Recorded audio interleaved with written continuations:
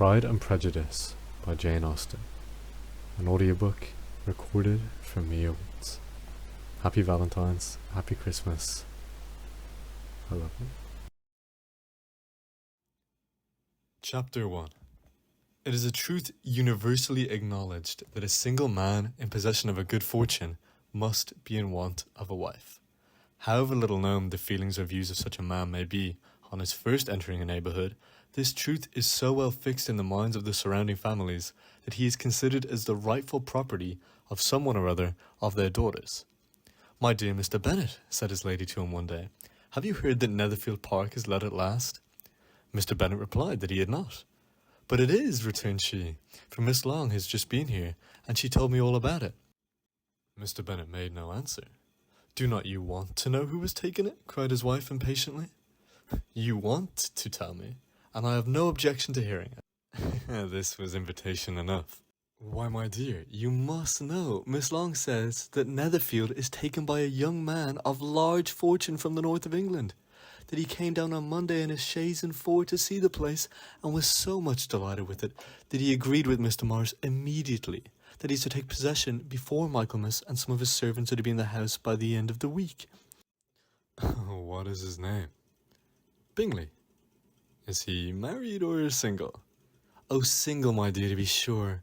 A single man of large fortune, 4,000 or 5,000 a year. What a fine thing for our girls." "How so? How can it affect them?" "My dear Mr. Bennet," replied his wife, "how can you be so tiresome? You must know that I'm thinking of marrying one of them." "Is this his design in setting here?" "Design? Nonsense, how can you talk, sir? But it is very likely that he may fall in love with one of them, and therefore you must visit him as soon as he comes." "I see no occasion for that. You and the girls may go, or you may send them by themselves, which perhaps will be better still, for as you are as handsome as any of them, Mr. Bingley might like you the best of the party." "Oh, my dear, you flatter me. I certainly have had my share of beauty, but I do not pretend to be anything extraordinary now. When a woman has 5 grown-up daughters, she ought to give over thinking of her own beauty." "In such cases, a woman has not often much beauty to think of." "Oh, but my dear, you must indeed go and see Mr. Bingley when he comes into the neighbourhood." "It is far more than I engage for, I assure you." "But consider your daughters. Only think what an establishment it would be for one of them. Sir William and Lady Lucas are determined to go, merely on that account, for in general you know they visit no newcomers. Indeed, you must go, for it will be impossible for us to visit him if you do not." "You are overly scrumptious. Surely I dare say Mr. Bingley will be very glad to see you, and I will send a few lines by you to assure him of my hearty consent to his marrying whichever he chooses of the girls. Though I must throw in a good word for my little Lizzie." "I desire you will do no such thing. Lizzie is no better than the others, and I'm sure she's not half so handsome as Jane, nor half so good-humoured as Lydia, but you are always giving her the preference." "They have none of much to recommend them," replied he. "They are all silly and ignorant like other girls. But Lizzie has something more of quickness than her sisters." "Mr. Bennet, how can you abuse your own children in such a way? You take delight in vexing me. You have no compassion on my poor nerves." "You mistake me, my dear. I have a high respect for your nerves. They are my old friends. I have heard you mention them with consideration these 20 years at least." "Ah, but you do not know what I suffer. But I hope you will get over it, and live to see many young men of 4,000 a year come into the neighbourhood. It will be no use to us if 20 such should come, since you will not visit them." "Depend upon it, my dear, that when there are 20, I will visit them all." Mr. Bennet was so odd a mixture of quick parts, sarcastic humour, reserve, and caprice, that the experience of 23 years had been insufficient to make his wife understand his character. Her mind was less difficult to develop. She was a woman of mean understanding, little information, and uncertain temper. When she was discontented, she fancied herself nervous. The business of her life was to get her daughters married. Its solace was visiting and news. Mr. Bennet was among the earliest of those who waited on Mr. Bingley. He had always intended to visit him, though to the last always assuring his wife that he should not go, Until the evening after the visit was paid, she had no knowledge of it. It was then disclosed in the following manner. Observing his second daughter employed in trimming a hat, he suddenly addressed her with, "Well, I hope Mr. Bingley will like it, Lizzie." "We are not in a way to know what Mr. Bingley likes," said her mother resentfully, "since we are not to visit." "But you forget, mamma," said Elizabeth, "that we shall meet him at the assemblies, and that Miss Long has promised to introduce him." "I do not believe Miss Long will do any such thing. She has 2 nieces of her own. She's a selfish, hypocritical woman, and I have no opinion of her." "No more have I," said Mr. Bennet, "and I am glad to find that you do not depend on her serving you." Mrs. Bennet deigned not to make any reply, but unable to contain herself, began scolding one of her daughters. "Don't keep coughing so, Kitty, for heaven's sake. Have a little compassion on my nerves. You tear them to pieces." "Kitty has no discretion in her coughs," said her father. "She times them ill." "I do not cough for my own amusement," replied Kitty fretfully. "When is your next ball to be, Lizzie?" "Tomorrow fortnight." "Aye, so it is," cried her mother. "And Miss Long does not come back till the day before, so it will be impossible for her to introduce him, for she will not know him herself." "Well, then, my dear, you may have the advantage of your friend, and introduce Mr. Bingley to her." "Impossible, Mr. Bennet, impossible, when I am not acquainted with him myself. How can you be so teasing?" "I honour your circumspection. A fortnight's acquaintance is certainly very little. One cannot know what a man really is by the end of a fortnight. But if we do not venture, somebody else will. And after all, Mrs. Long and her nieces must stand their chance, and therefore, as she will think it an act of kindness, if you decline the offer, I would take it on myself." The girl stared at her father. Mrs. Bennet said only, "Nonsense, nonsense." "What can be the meaning of that emphatic exclamation?" cried he. "Do you consider the forms of introduction and the stress that is laid on them as nonsense?" "I can't quite agree with you there. What say you, Mary? For you are a young lady of deep reflection. I know you read great books and make extracts." Mary wished to say something very sensible, but knew not how. "While Mary is adjusting her ideas," he continued, "let us return to Mr. Bingley." "I am sick of Mr. Bingley," cried his wife. "I am sorry to hear that. But why did you not tell me so before? If I had known as much this morning, I certainly would not have called on him. It is very unlucky, but as I have actually paid the visit, we cannot escape acquaintance now." The astonishment of the ladies was just what he had wished. That of Miss Bennet perhaps surpassing the rest, though when the first tumult of joy was over, she began to declare that it was what she had expected all the while. "How good it was in you, my dear Mr. Bennet! But I knew I should persuade you at last. I was sure you loved your girls too well to neglect such an acquaintance. Well, how pleased I am! And it is such a good joke, too, that you should have gone this morning and never said a word about it till now." "Now, Kitty, you may cough as much as you choose," said Mr. Bennet, and as he spoke he left the room, fatigued with the raptures of his wife. "Oh, what an excellent father you have, girls," she said when the door was shut. "I do not know how you will ever make him amends for his kindness, or me either for that matter. At our time of life it is not so pleasant, I can tell you, to be making new acquaintances every day. But for your sakes we would do anything. Lydia, my love, though you are the youngest, I dare say Mr. Bingley will dance with you at the next ball." "Oh," said Lydia stoutly, "I'm not afraid, for though I am the youngest, I am the tallest." The rest of the evening was spent in conjecturing how soon he would return Mr. Bennet's visit, and determining when they should ask him to dinner. Not all that Mrs. Bennet, however, with the assistance of her 5 daughters, could ask on the subject, was sufficient to draw from her husband any satisfactory description of Mr. Bingley. They attacked him in various ways, with barefaced questions, ingenious suppositions, and distant surmises. But he eluded the skill of them all, and they were at last obliged to accept the second-hand intelligence of their neighbour, Lady Lucas. Her report was highly favourable. Sir William had been delighted with him. He was quite young, wonderfully handsome, extremely agreeable, and, to crown the whole, he meant to be at the next assembly with a large party.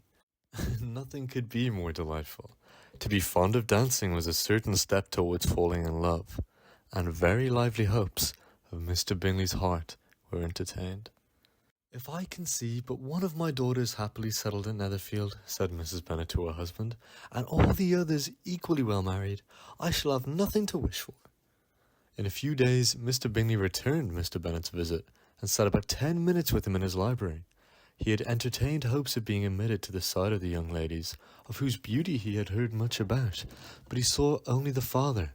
The ladies were somewhat more fortunate, for they had the advantage of ascertaining, from an upper window, that he wore a blue coat and rode a black horse. An invitation to dinner was afterwards soon dispatched, and already had Mrs. Bennet planned the courses that were to do credit to her housekeeping, when an answer arrived which deferred it all. Mr. Bingley was obliged to be in town the following day, and consequently unable to accept the honour of their invitation. Mrs. Bennet was quite disconcerted. She could not imagine what business he could have in town so soon after his arrival in Hertfordshire, and she began to fear that he might always be flying about from one place to another, and never settled at Netherfield as ought to be. Lady Lucas quieted her fears a little by starting the idea of his being gone to London only to get a large party for the ball, and a report soon followed that Mr. Bingley was to bring 12 ladies and 7 gentlemen with him to the assembly. The girls grieved over such a small number of ladies, but were comforted the day before the ball by hearing that instead of 12, he had only brought 6 with him from London, his 5 sisters and a cousin, and when the party entered the assembly room, it consisted of only 5 altogether: Mr. Bingley, his 2 sisters, the husband of the eldest, and another young man. Mr. Bingley was good-looking and gentlemanlike. He had a pleasant countenance and easy, unaffected manners. His sisters were fine women, with an air of decided fashion. His brother-in-law, Mr. Hurst, merely looked the gentleman, but his friend, Mr. Darcy, soon drew the attention of the room, by his fine, tall person, handsome figures, noble mind, and the report, which was in general circulation within 5 minutes after his entrance, of having 10,000 a year. The gentleman pronounced him to be a fine figure of a man. The ladies declared he was much more handsome than Mr. Bingley, and he was looked at with great admiration for about half the evening, till his manners gave a disgust which turned the tide of his popularity, for he was discovered to be proud, to be above his company, and above being pleased, and not all his large estate in Derbyshire could save him from having the most forbidding, disagreeable countenance, and being unworthy to be compared with his friend. Mr. Bingley had soon made himself acquainted with all the principal people in the room. He was lively, unreserved, danced every dance, was angry that the ball closed so early, and talked of giving one himself at Netherfield. Such amiable qualities must speak for themselves. What a contrast between him and his friend! Mr. Darcy danced only once with Mrs. Hurst, and once with Miss Bingley, declined being introduced to any other lady, and spent most of the rest of the evening walking about the room, speaking occasionally to one of his own party. His character was decided. He was the proudest, most disagreeable man in the world, and everybody hoped that he would never come there again. Amongst the most violent against him was Mrs. Bennet, whose dislike of his general behaviour was sharpened into particular resentment by having his slighted one of her daughters. Elizabeth Bennet had been obliged by the scarcity of gentlemen to sit down for 2 dances, and during part of that time Mr. Darcy had been standing near enough for her to overhear a conversation between him and Mr. Bingley, who had come from the dance for a few minutes to press his friend to join it. "Come, Darcy," said he, "I must have you dance. I hate to see you standing by yourself in this stupid manner. You had better much dance." "I certainly shall not. You know how I detest it unless I am particularly acquainted with my partner. At such an assembly as this it would be unsupportable. Your sisters are engaged, and there's not another woman in the room whom it would not be punishment for me to stand up with." "I would not be so fastidious as you are," cried Bingley, "for a kingdom. Upon my honour, I have never met with so many pleasant girls in my life as I have this evening, and there are several of them, you see, uncommonly pretty."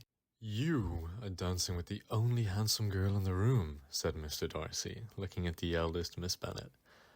Oh, she is the most beautiful creature I have ever beheld. But there is one of her sisters sitting down just behind you who is very pretty, and I dare say very agreeable. Do let my partner introduce you. Which do you mean? And turning round, he looked for a moment at Elizabeth, till, catching her eye, he withdrew his own, and coldly said, She is tolerable, but not handsome enough to tempt me, and I am in no humour at present to give consequence to young ladies who are slighted by other men. You had better return to your partner and enjoy your smiles, for you are wasting your time with me. Mr. Bingley followed his advice.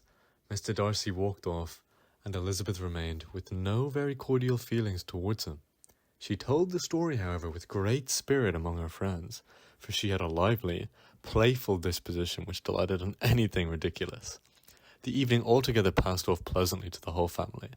Mrs. Bennet had seen her eldest daughter much admired by the Netherfield party. Mr. Bingley had danced with her twice, and she had been distinguished by her sisters. Jane was as much gratified by this as her mother could be, though in a quieter way. Elizabeth felt Jane's pleasure. Mary had heard herself mentioned to Mrs. Bingley as the most accomplished girl in the neighbourhood, and Catherine and Lydia had been fortunate enough to never be without partners, which was all that they had yet learned to care about for a ball. They returned, therefore, in good spirits to Longbourn, the village where they lived, and of which they were of principal inhabitants. They found Mr. Bennet still up with a book. He was regardless of time, and on the present occasion he had a good deal of curiosity as to the events of the evening, which had raised such splendid expectations. He had rather hoped that all his wife's views on the stranger would be disappointed, but he soon found that she had a very different story to tell. Oh, my dear Mr. Bennet, as she entered the room, we have had quite a most delightful evening, the most excellent ball. I wish you had been there. Jane was so admired, nothing could be like it. Everybody said how well she looked, and Mr. Bingley thought her quite beautiful, and danced with her twice. Only think of that, my dear, he actually danced with her twice, and she was the only creature in the room that he asked a second time. First of all, he asked Miss Lucas. I was so vexed to see him stand up there with her, but however, he did not admire her at all. Indeed, nobody can, you know, and he seemed quite struck with Jane as she was going down the dance, so he inquired who she was, and got introduced, and asked her for the next two.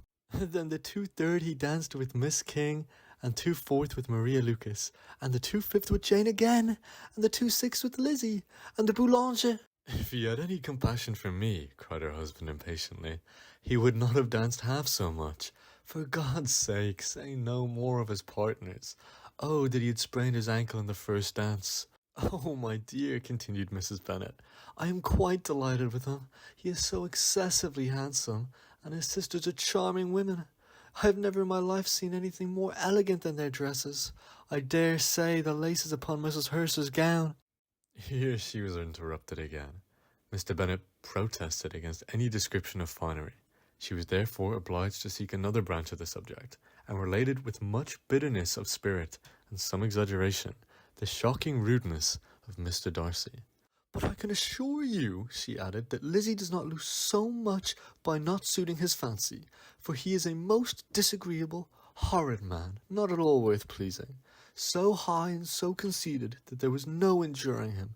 He walked here and he walked there, fancying himself so very great, not handsome enough to dance with. I wish you had been there, my dear, to give him one of your set-downs. I quite detest the man. When Jane and Elizabeth were alone, the former, who had been cautious in her praise of Mr. Bingley before, expressed to her sister how very much she admired him. He is just what a young man ought to be, she said. Sensible, good-humoured, lively, and I never saw such happy manners, so much at ease, with such good, perfect breeding. He is also handsome, replied Elizabeth, which a young man ought likewise to be if he possibly can. His character is thereby complete. Oh, I was very much flattered by him asking me to dance a second time. I did not expect such a compliment. Did you not? I did for you. But that is one great difference between us. compliments always take you by surprise, and me never. What could be more natural than his asking you again? He could not help seeing that you were about 5 times as pretty as every other woman in the room. No thanks to his gallantry for that. Oh, he certainly is very agreeable, and I give you leave to like him. You have liked many a stupider person. Dear Lizzie. Oh, you are such a great deal too apt, you know, to like people in general. You never see a fault in anybody. All the world are good and agreeable in your eyes. I never heard you speak ill of a human in my life. Oh, I would wish not to be hasty in censuring anyone, but I always speak what I think. I know you do, and it is that which makes the wonder, with your good sense, to be so honestly blind to the follies and nonsense of others. Affection of candour is common enough. One meets with it everywhere, but to be candid without ostentation or design, to take the good of everybody's character and make it still better and say nothing of the bad, belongs to you alone. And so you like this man's sisters too, do you? Their manners are not equal to his. Certainly not, at first, but they are very pleasing women when you converse with them. Mrs. Bingley is to live with her brother and keep his house, and I am very much mistaken if we shall not find a very charming neighbour in her. Elizabeth listened in silence, but was not convinced. Their behaviour at the assembly had not been calculated to please in general, and with more quickness of observation and less pliancy of temper than her sister, and with a judgment too, unassailed by any attention to herself, she was very little disposed to approve them. They were, in fact, very fine ladies, not deficient in good humour when they pleased, nor in the power of being agreeable when they chose it, but proud and conceited. They were rather handsome themselves, and meanly of others. They were of respectable family in the north of England, a circumstance more deeply impressed on their memories than their brother's fortune and their own had been acquired by trade. Mr. Bingley inherited property to the amount of nearly £100,000 from his father, who had intended to purchase an estate, but did not live to do it. Mr. Bingley intended it likewise, and sometimes made choice of his country. But, as he was now provided with a good house and the liberty of a manor, it was doubtful to many of those who best knew the easiness of his temper, whether he might not spend the remainder of his days at Netherfield, and leave the next generation to purchase. His sisters were very anxious for his having an estate of his own, but though he was now established only as a tenant, Miss Bingley was by no means unwilling to preside at his table, nor was Mrs. Hurst, who had married a man of more fashion than fortune, less disposed to consider his house as her home when it suited her. Mr. Bingley had not been of age 2 years when he was tempted, by an accidental recommendation, to look at Netherfield House. He did look at it, and into it, for half an hour, was pleased with the situation in the principal rooms, satisfied with what the owner said in its praise, and took it immediately. Between him and Darcy there was a very steady friendship. In spite of a great opposition of character, Bingley was endeared to Darcy by the easiness, openness, and ductility of his temper, through no disposition could offer a greater contrast to his own, and though with his own he never appeared dissatisfied. On the strength of Darcy's regard, Bingley had the firmest reliance, and of his judgment the highest opinion. In understanding Darcy was superior. Bingley was by no means deficient in that sense, but Darcy was clever. He was at the same time haughty, reserved, and facetious in his manner. Though well-bred, were not inviting. In that respect, his friends had greatly the advantage. Bingley was sure of being liked wherever he appeared. Darcy was continually giving offence. The manner in which they spoke of the Meryton assembly was sufficiently characteristic. Bingley had never met with pleasanter people and prettier girls in his life. Everybody had been most kind and attentive to him. There had been no formality, no stiffness. He had soon felt acquainted with all the room, and as to Miss Bennet, he could not conceive an angel more beautiful. Darcy, on the contrary, had seen a collection of people in whom there was very little beauty and no fashion, for none of whom he had felt the smallest interest, and from none received either attention or pleasure. Miss Bennet he acknowledged to be pretty, but she smiled too much. Mrs. Hurst and her sister allowed it to be so, but they still admired her and liked her, and pronounced her to be a sweet girl, and one whom they should not object to know more of. Miss Bennet was therefore established as a sweet girl, and their brother felt authorized by such commendation to think of her as he chose. Within a short walk of Longbourn lived a family with whom the Bennets were particularly intimate. Sir William Lucas had formerly been in trade in Meryton, where he had made quite a tolerable fortune, and risen to the honour of knighthood by an address to the king during his mayoralty. The distinction had, perhaps, been felt too strongly. It had given him a disgust to his business and to his residence in a small market town, and, in quitting them both, he had removed with his family to a house about a mile from Meryton, denominated from that period Lucas Lodge, where he could think with pleasure of his own importance, and unshackled by business, occupy himself solely in being civil to all the world. For, though elated by his rank, it did not render him supercilious. On the contrary, in fact, he was all attention to everybody, by nature inoffensive, friendly, and obliging. His presentation at St. James's had made him courteous.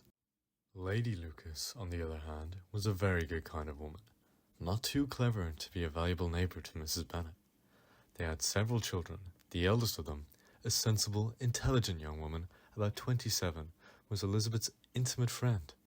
That the Miss Lucases and Miss Bennets should meet to talk over a ball was absolutely necessary, and the morning after the assembly brought the former to Longbourn to hear and to communicate. "You began the evening quite well, Charlotte," said Mrs. Bennet, with civil self-command to Miss Lucas. "You were Mr. Bingley's first choice." "Yes, but he seemed to like his second better." "Oh, you mean Jane? I suppose because he danced with her twice. To be sure, that did seem as if he admired her. Indeed, I rather believe he did. I heard something about it, but I hardly know what. Something about Mr. Robinson? Perhaps you mean what I overheard between him and Mr. Robinson. Did I not mention it to you? Mr. Robinson asking how he liked our Meryton assemblies, and whether he did not think there were a great many pretty women in the room, and which he thought the prettiest. And his answering immediately to the last question, "Oh, the dear Miss Bennet, beyond a doubt. There cannot be two opinions on that point." Upon my word, that was very decided indeed. That does seem as if, but however, it may all come to nothing, you know. "My overhearings were more to the purpose than yours, Eliza," said Charlotte. "Mr. Darcy is not so well worth listening to as his friends, is he? Poor Eliza, to be only just tolerable. I beg you will not put it into Lizzie's head to be vexed by his ill treatment, for he is such a disagreeable man that it would be quite a misfortune to be liked by him. Miss Long told me last night that he sat close to her for half an hour without once opening his lips." "Are you quite sure, ma'am? Is it not a little mistake?" said Jane. "I certainly saw Mr. Darcy speaking to her." "Aye, because she asked him at last how he liked Netherfield, and he could not help answering her. But she said he seemed very angry at being spoke to." "Miss Bingley told me," said Jane, "that he never speaks much unless among his intimate acquaintances. With them he is remarkably agreeable." "I do not believe a word of it, my dear. If he had been so agreeable, he would have talked to Miss Long. But I can guess how it was. Everybody says that he is eat up with pride, and I dare say he had heard somehow that Miss Long does not keep a carriage, and had to come to the ball in a hack chaise." "I do not mind his not talking to Miss Long," said Miss Lucas, "but I wish he had danced with Eliza." "Another time, Lizzie," said her mother. "I would not dance with him if I were you." "I believe, ma'am, I may safely promise you never to dance with him." "His pride," said Miss Lucas, "does not offend me so much as pride often does, because there is an excuse for it. One cannot wonder that so very fine a young man, with family, fortune, everything in his favour, should think highly of himself. If I may express it, he has a right to be proud." "That is very true," replied Elizabeth, "and I could easily forgive his pride if he had not mortified mine." "Pride," observed Mary, who piqued herself upon the solidity of her reflections, "is a very common failing, I believe.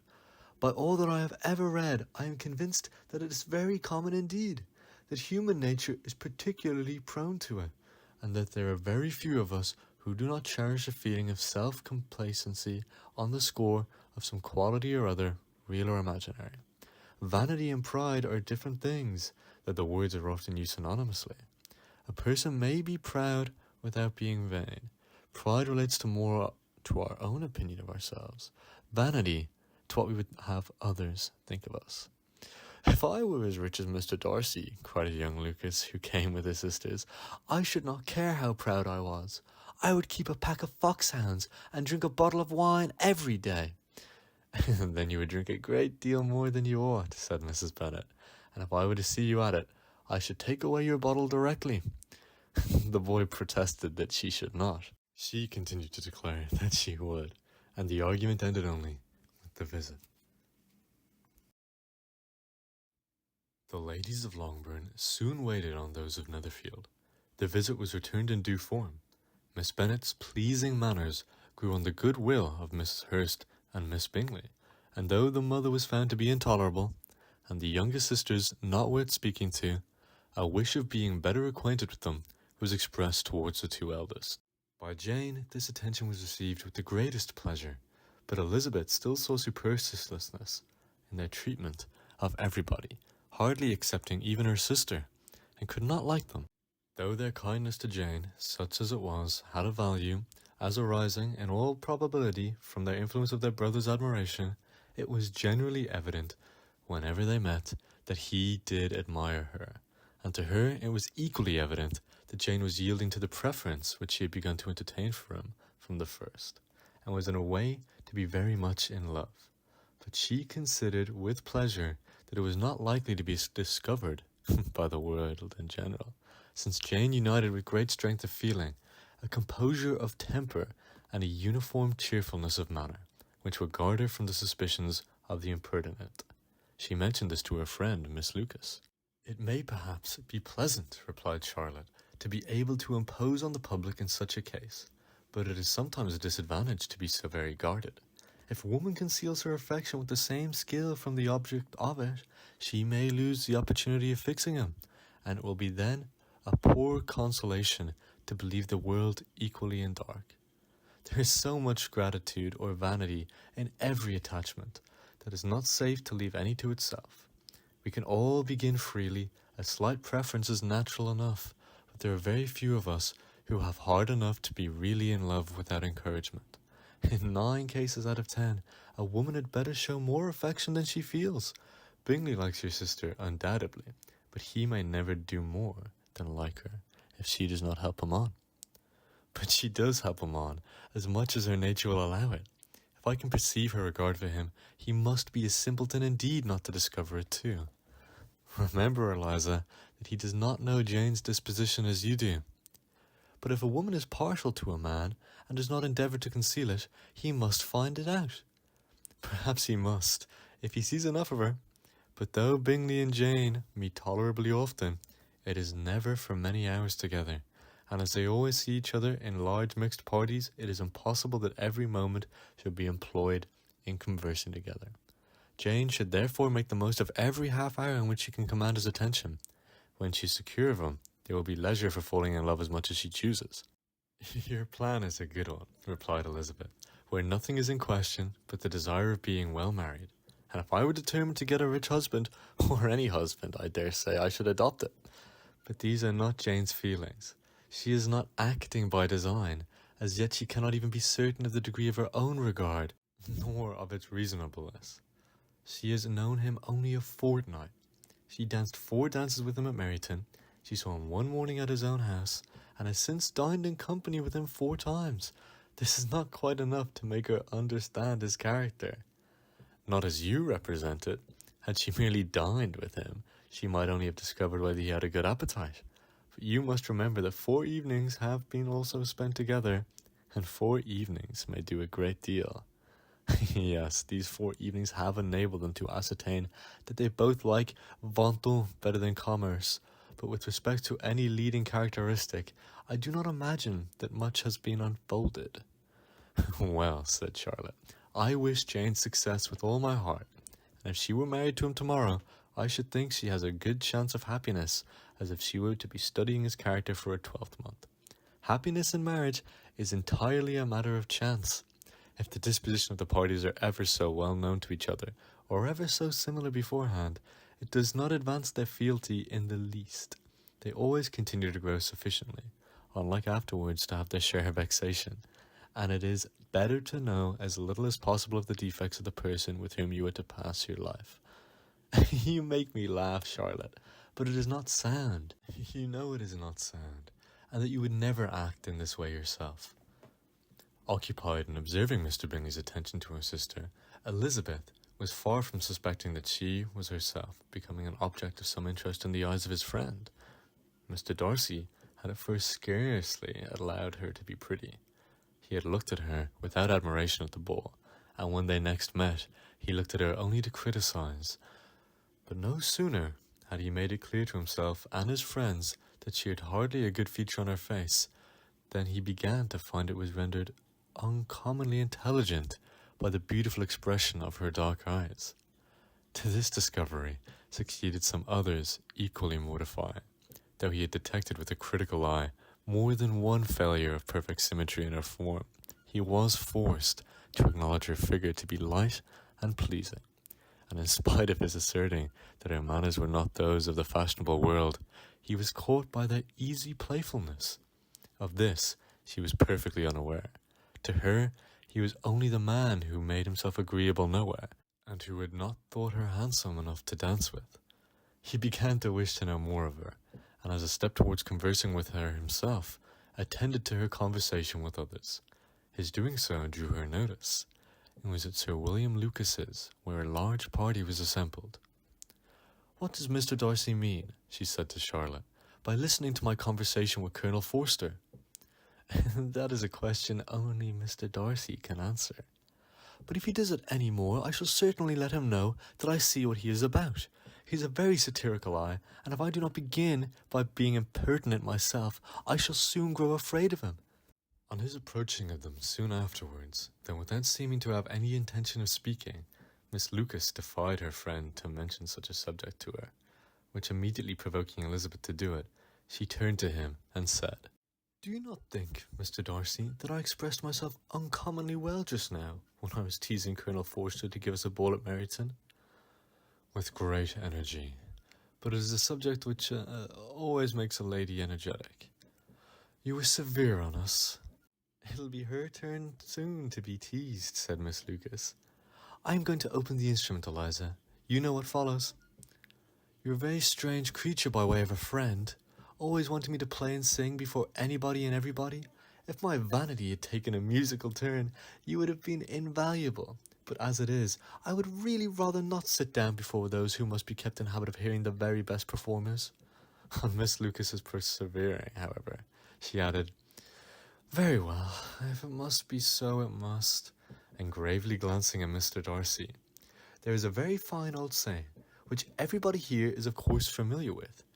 Keep your breath to cool your porridge, and I shall keep mine to swell my song." Her performance was quite pleasing, though by no means capital.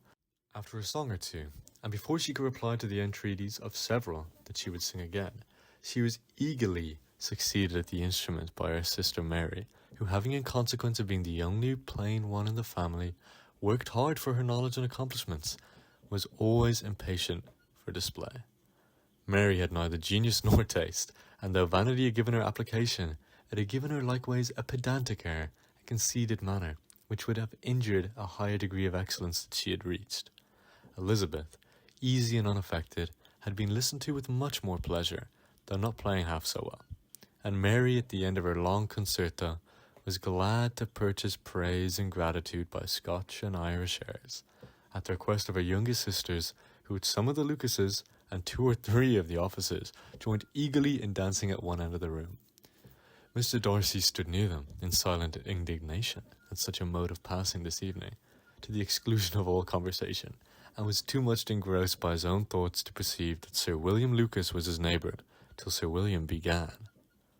"What a charming amusement for young people this is, Mr. Darcy. There's nothing like dancing after all. I consider it as one of the first refinements of polished society." "Certainly, sir, and it had the advantage also of being in vogue amongst the less polished societies of the world.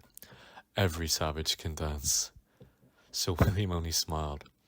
Your friend performs delightfully, he continued after a long pause, and seeing Bingley join the group.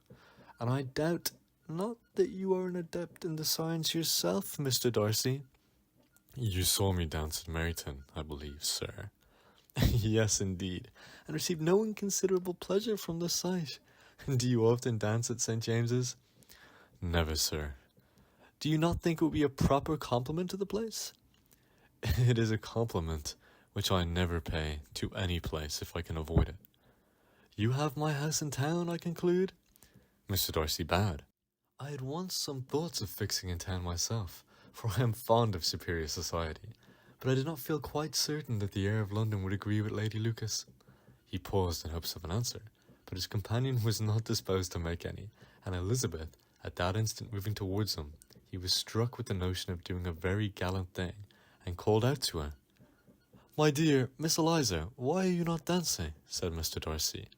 You must allow me to present this young lady to you as a very desirable partner. You cannot refuse to dance, I am sure, when so much beauty is before you.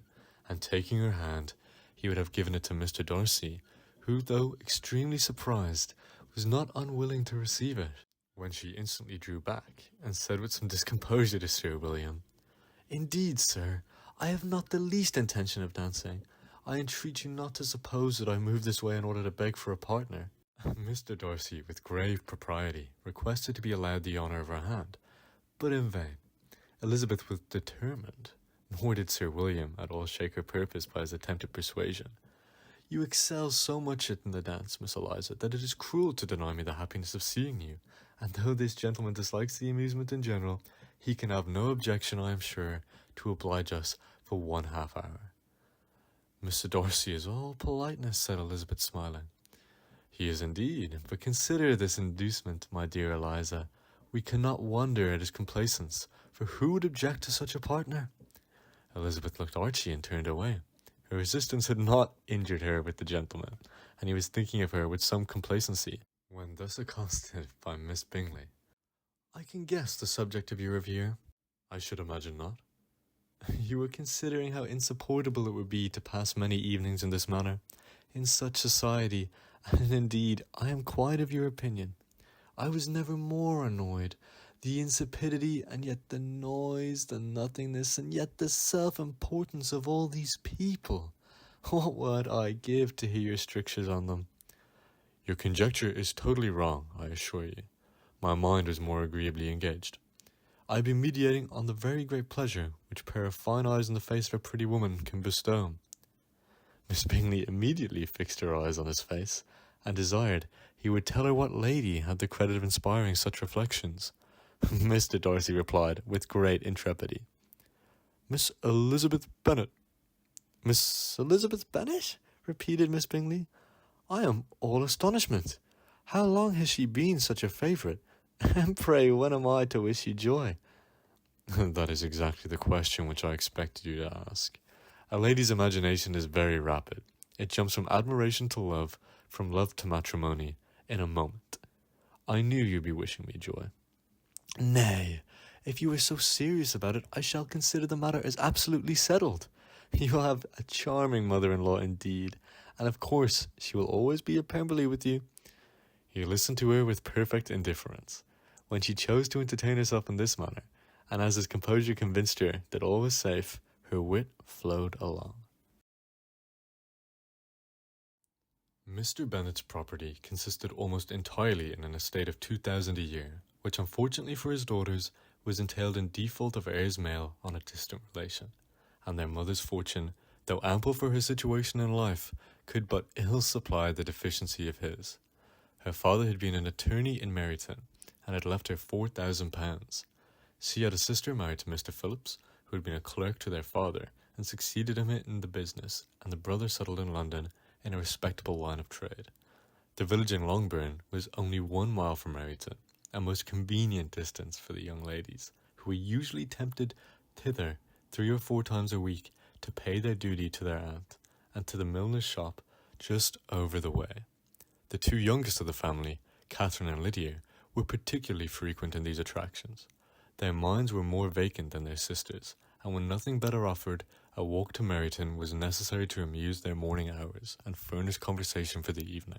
And however bare of news the country in general might be, they always contrived to learn some from their aunt. At present, indeed, they were well supplied both with news and happiness by the recent arrival of militia regiment in the neighbourhood. It was to remain the whole winter, and Meryton was the headquarters. Their visits to Mrs. Phillips were now productive of the most interesting intelligence, and every day added something to their knowledge of the officers' names and connections. Their lodgings were not long a secret, and at length they began to know the officers themselves. Mr. Phillips visited them all, and this opened to his nieces a source of felicity unknown before. They could talk of nothing but officers, and Mr. Bingley's large fortune, the mention of which gave animation to their mother, was worthless in their eyes when opposed to the regimentals of an ensign. After listening one morning to their effusions on this subject, Mr. Bennet coolly observed, "From all that I can collect by your manner of talking, you must be two of the silliest girls in the country. I have suspected it some time, but I am now convinced."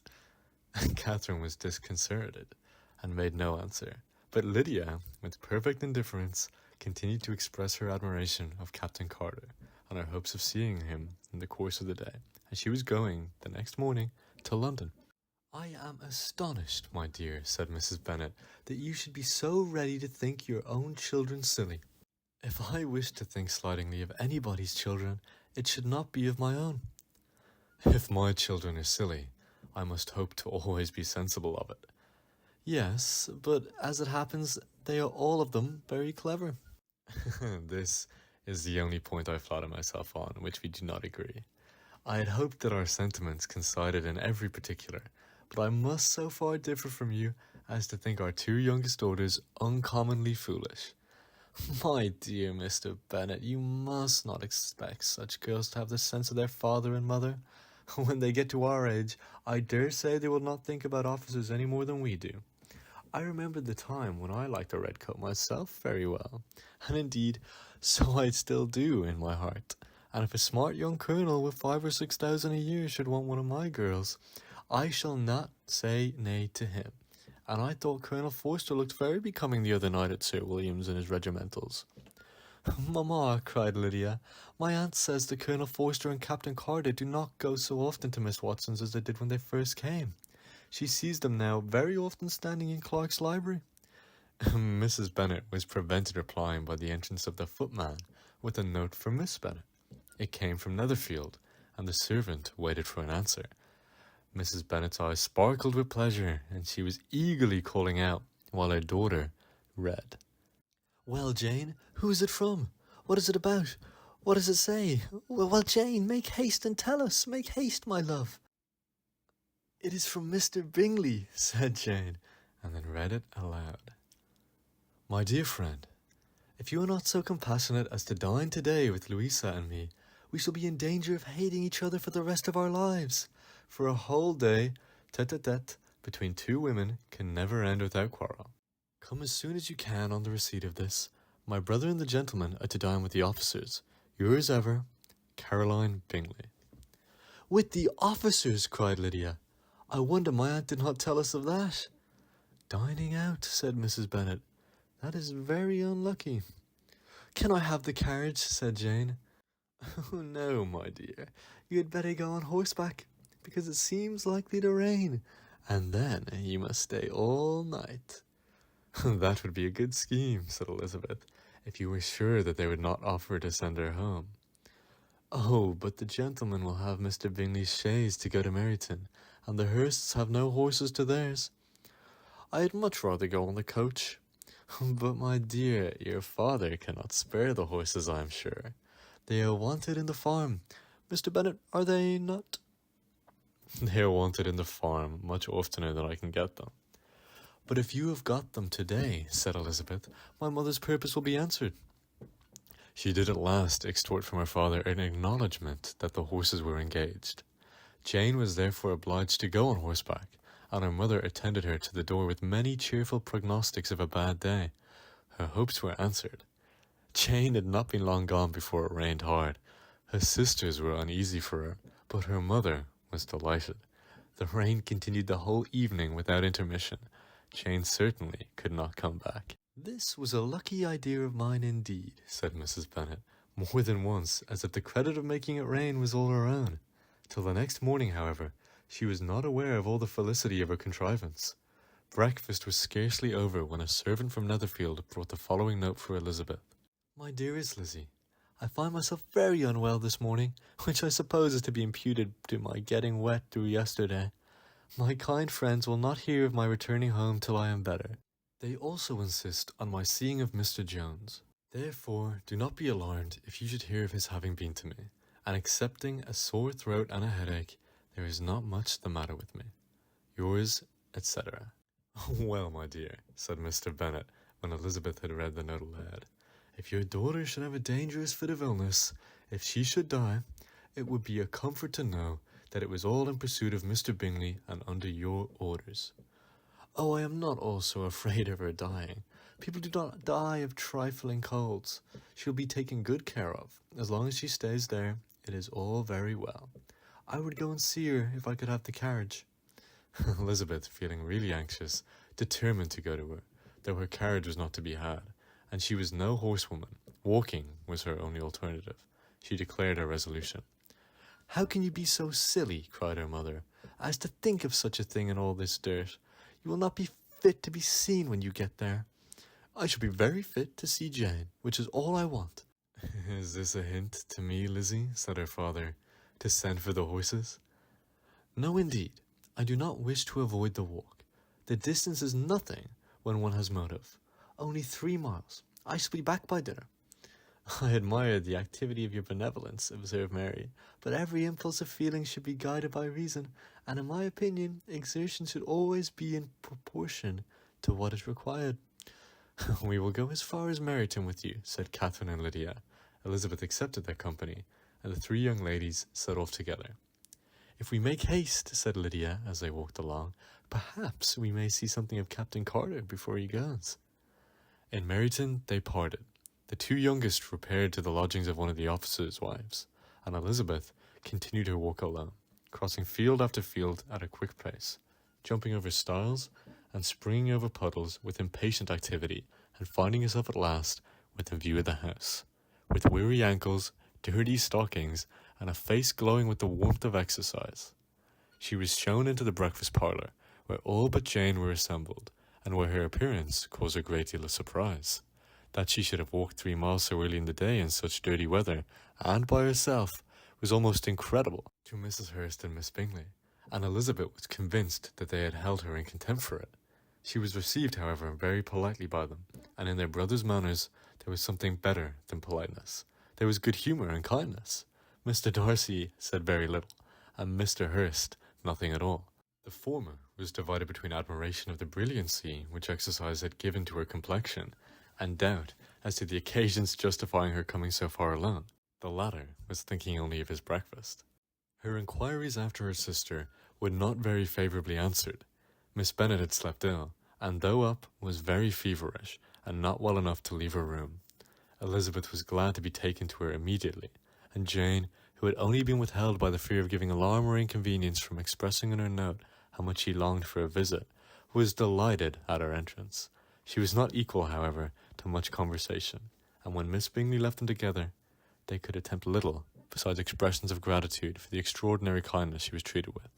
Elizabeth silently attended her. When breakfast was over, they were joined by the sisters, and Elizabeth began to like them herself, when she saw how much affection and solicitude they showed for Jane. The apothecary came, and having examined his patient, said, as might be supposed, that she had caught a violent cold, and that they must endeavour to get the better of it, advised her to return to bed, and promised her some draughts. The advice was followed readily, for the feverish symptoms increased, and her head ached acutely. Elizabeth did not quit her room for a moment, nor were the other ladies often absent. The gentlemen being out, they had in fact nothing to do elsewhere. When the clock was struck 3, Elizabeth felt that she must go, and very unwillingly said so. Miss Bingley offered her the carriage, and she only wanted a little pressing to accept it. When Jane testified such concern at parting with her that Miss Bingley was obliged to convert the offer of the chaise into an invitation to remain at Netherfield for the present, Elizabeth most thankfully consented, and a servant was dispatched to Longbourn to acquaint the family with her stay and bring back a supply of clothes. At 5 o'clock, the two ladies retired to dress, and at 6:30, Elizabeth was summoned to dinner. To the civil inquiries which then poured in, and amongst which she had the pleasure of distinguishing the much superior solicitude of Mr. Bingley, she could not make a very favourable answer. Jane was by no means better. The sisters, on hearing this, repeated 3 or 4 times how much they were grieved, how shocking it was to have a bad cold, and how excessively they disliked being ill themselves, and then thought no more of the matter, and their indifference towards Jane, when not immediately before them, restored Elizabeth to the enjoyment of all her original dislike. Their brother, indeed, was the only one of the party whom she could regard with any complacency. His anxiety for Jane was evident, and its attention to herself most pleasing, and they prevented her feeling herself so much an intruder as she believed she was considered by the others. She had very little notice from any but him. Miss Bingley was engrossed by Mr. Darcy, her sister scarcely less so, and as for Mr. Hurst, by whom Elizabeth sat, he was an indolent man, who lived only to eat, drink, and play at cards, who, when he found her prefer a plain dish to a ragout, had nothing to say to her. When dinner was over, she returned directly to Jane, and Miss Bingley began abusing her as soon as she was out of the room. Her manners were pronounced to be very bad indeed, a mixture of pride and impertinence. She had no conversation, no style, no taste, no beauty. Mrs. Hurst thought the same, and added, "She has nothing, in short, to recommend her, but being an excellent walker. I shall never forget her appearance this morning. She looked almost wild." "She did indeed, Louisa. I could hardly keep my countenance. Very nonsensical to come at all. Why must she be scampering about the country because her sister had a cold? Her hair so untidy, so blowsy." "Yes, and her petticoat. I hope you saw her petticoat.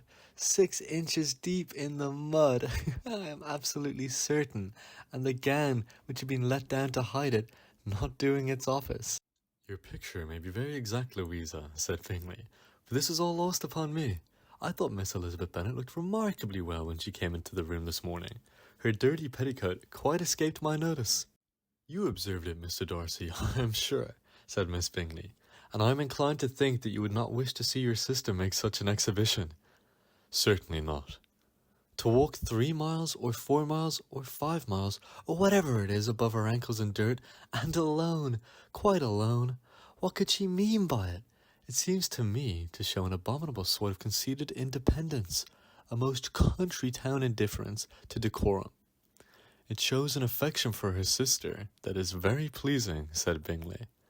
"I'm afraid, Mr. Darcy," observed Miss Bingley in a half-whisper, "that this adventure has rather affected your admiration of her fine eyes." "Not at all," he replied. "They were brightened by the exercise." A short pause followed this speech, and Mrs. Hurst began again. "I have an excessive regard for Jane Bennet. She is really a very sweet girl, and I wish with all my heart she was well settled. But with such a father and mother, and such low connections, I'm afraid there's no chance of it." "I think I've heard you say that their uncle is an attorney in Meryton." "Yes, and they have another who lives somewhere near Cheapside." "That is capital," added her sister, and they both laughed heartily. "If they had uncles enough to fill all Cheapside," cried Bingley, "it would not make them one jot less agreeable." "But it must very materially lessen their chances of marrying men of any consideration in the world," replied Darcy. To this speech, Bingley made no answer, but his sisters gave it their hearty assent, and indulged their mirth for some time at the expense of their dear friend's vulgar relations. With a deep renewal of tenderness, however, they repaired to her room on leaving the dining parlour, and sat with her till summoned to coffee. She was still very poorly, and Elizabeth would not quit her at all till late in the evening, when she had the comfort of seeing her asleep, and when it appeared to her rather right than pleasant that she should go down the stairs herself. On entering the drawing-room, she found the whole party at loo, and she was immediately invited to join them, but suspecting them to be playing high, she declined it, and making her sister the excuse, and she would amuse herself, for the short time she could stay below, with a book. Mr. Hurst looked at her with astonishment. "Do you prefer reading to cards?" he said. "That is rather singular." Miss Eliza Bennet, said Miss Bingley, despises cars. She is a great reader, and has no pleasure in anything else. I deserve neither praise nor such censure, cried Elizabeth. I am not a great reader, and I have pleasure in many things. In nursing your sister, I am sure you have pleasure, said Bingley, and I hope it will soon be increased by seeing her quite well. Elizabeth thanked him from her heart, and then walked towards a table where a few books were lying. He immediately offered to fetch her others, all that his library afforded. And I wish my collection were larger for your benefit and my own credit, but I am an idle fellow, and though I have not many, I have more than I ever looked into. Elizabeth assured him that he could suit herself perfectly with those in the room.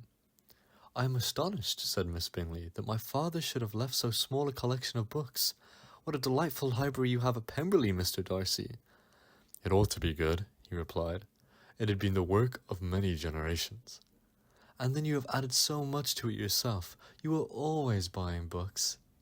I cannot comprehend the neglect of a family library in such days as these. Neglect? I am sure you neglect nothing that can add to the beauties of that noble place. Charles, when you build your house, I wish it may be half as delightful as Pemberley. I wish it may. But I would rather advise you to make your purchase in that neighbourhood, and take Pemberley for a kind of model. There is not a finer county in England than Derbyshire. With all my heart, I will buy Pemberley itself if Dorothy will sell it. I am talking of possibilities, Charles.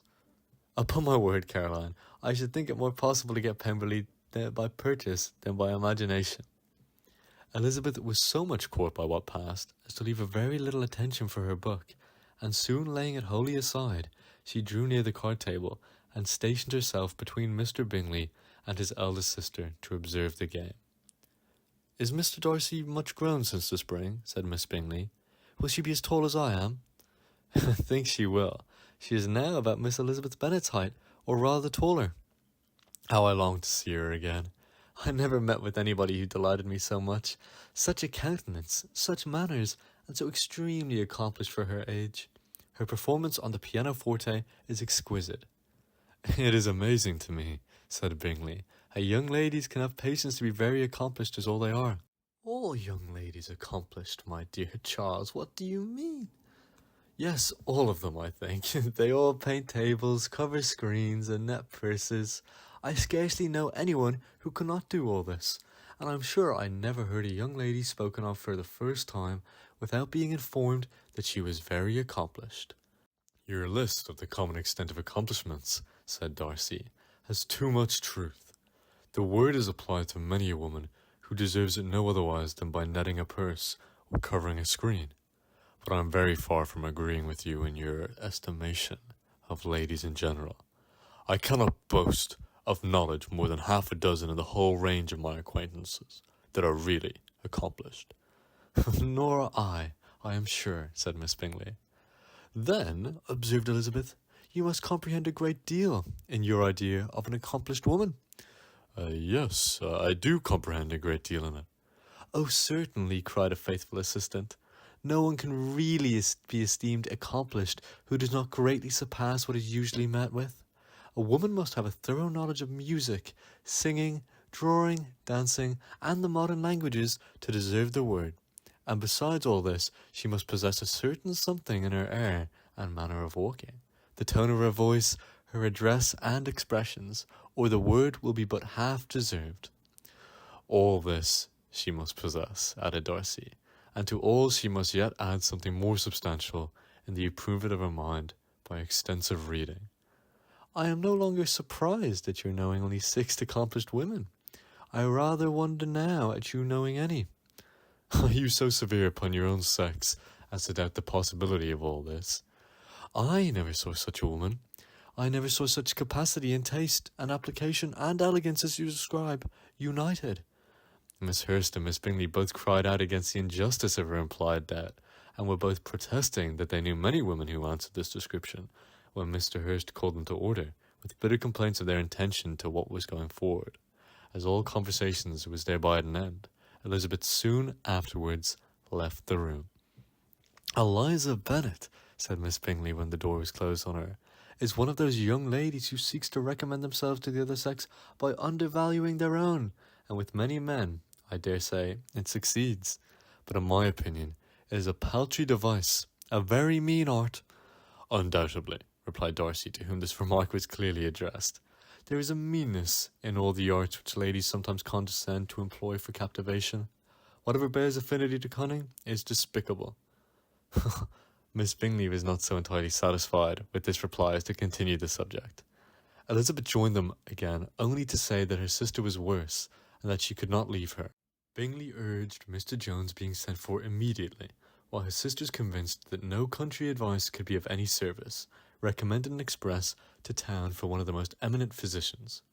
This she would not hear of, but she was not so unwilling to comply with their brother's proposal, and it was settled that Mr. Jones should be sent for early in the morning. If Miss Bennet was not decidedly better, Bingley was quite uncomfortable. His sisters declared that they were miserable. They solaced their wretchedness, however, by duets after supper, while he could find no better relief to his feelings than by giving his housekeeper directions that every possible attention might be paid to the sick lady and her sister.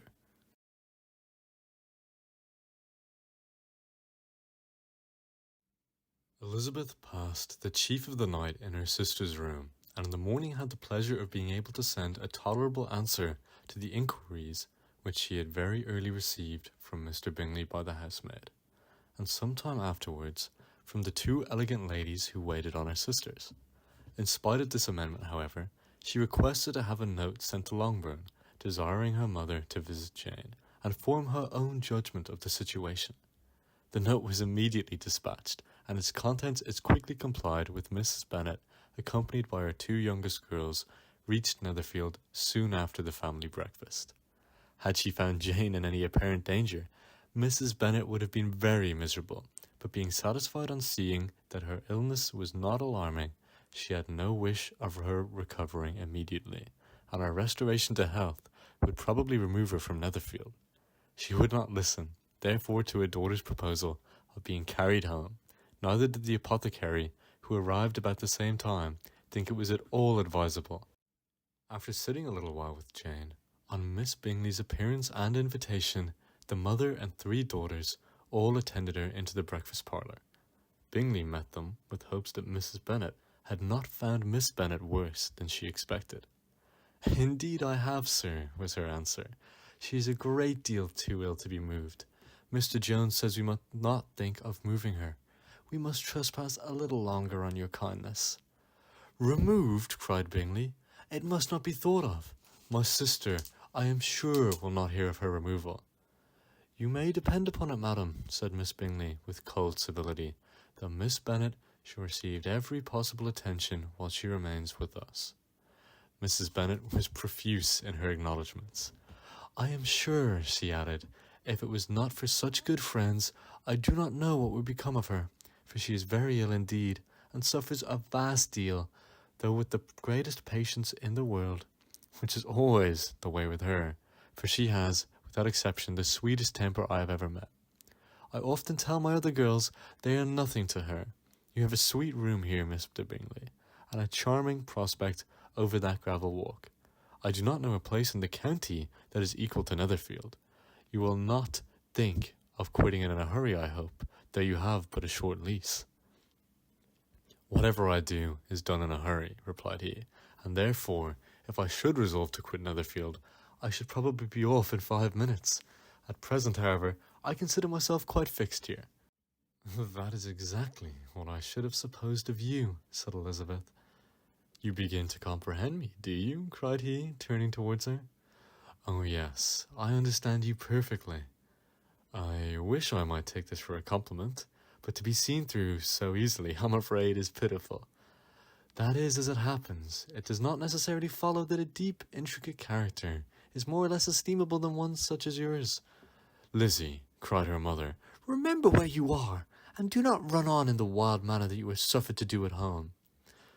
"I did not know before," cried Bingley, immediately, "that you were a studier of character. It must be an amusing study." "Yes, but intricate characters are the most amusing. They have at least the advantage."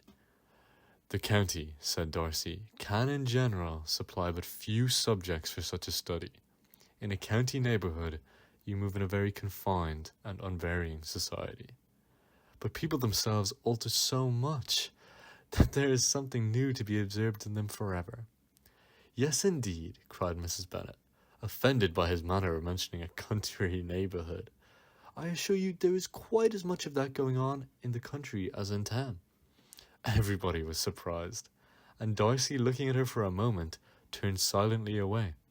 Mrs. Bennet, who fancied she had gained a complete victory over him, continued her triumph. I cannot see that London has any great advantage over the country, for my part, except the shops and the public places. The country is a vast deal pleasanter, is it not, Mr. Bingley? When I am in the country, he replied, I never wish to leave it, and when I am in town, it is pretty much the same.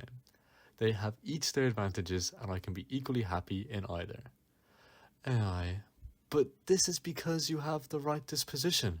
But that gentleman, looking at Darcy, seemed to think the country was nothing at all. Indeed, mamma, you are mistaken, said Elizabeth, blushing for her mother. You quite mistook Mr. Darcy. He only meant that there was not such a variety of people to be met with in the country as in town, which you must acknowledge to be true. Certainly, my dear, nobody said there were, but is not meeting with many people in this neighbourhood? I believe there are few neighbourhoods larger. I know we dine with 24 families. Nothing but concern for Elizabeth could enable Bingley to keep his countenance. His sister was less delicate, and directed her eyes towards Mr. Darcy with a very expressive smile. Elizabeth, for the sake of saying something that might turn her mother's thoughts, now asked her if Charlotte Lucas had been at Longbourn since her coming away. Yes, she called yesterday with her father. What an agreeable man Sir William is, Mr. Bingley, is he not? So much the man of fashion, so genteel and so easy. He has always something to say to everybody. That is my idea of good breeding. And those persons who fancy themselves very important and never open their mouths quite mistake the matter. Did Charlotte dine with you? No, she would go home. I fancy she was wanted about the mince pies. For my part, Mr. Bingley, I always keep servants that can do their own work. My daughters are brought up differently, but everybody is to judge for themselves, and the Lucases are a very good sort of girls, I assure you. It is a pity they are not handsome. Not that I think Charlotte is so very plain, but then she is our particular friend. She seems a very pleasant young woman, said Bingley.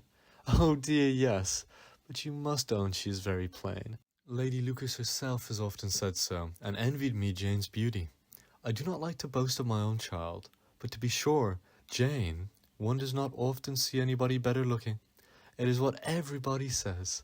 I do not trust my own partiality. When she was only 15, there was a gentleman at my brother's gardener's in town, so much in love with her, that my sister-in-law was sure he would make her an offer before we came away. But however, he did not. Perhaps he thought her too young. However, he wrote some verses on her, and very pretty they were. And so ended his affection, said Elizabeth impatiently. There has been many a one, I fancy, overcome in the same way. I wonder who first discovered the efficacy of poetry in driving away love. I have been used to consider poetry as the food of love, said Darcy.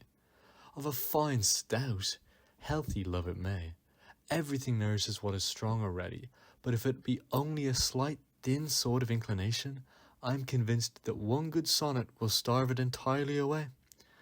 Darcy only smiled, and the same general pause which ensued made Elizabeth tremble, lest her mother should be exposing herself again. She longed to speak, could think of nothing to say, and after a short silence, Mrs. Bennet began repeating her thanks to Mr. Bingley for his kindness to Jane, with an apology for troubling him also with Lizzie. Mr. Bingley was unaffectedly civil in his answer, and forced his younger sister to be civil also, and say what the occasion required. She performed her part indeed, without much graciousness, but Mrs. Bennet was satisfied, and soon afterwards ordered her carriage. Upon this signal, the youngest of her daughters put herself forward. The two girls had been whispering to each other during the whole visit, and the result of it was that the youngest should tax Mr. Bingley with having promised on his first coming into the county to give a ball at Netherfield.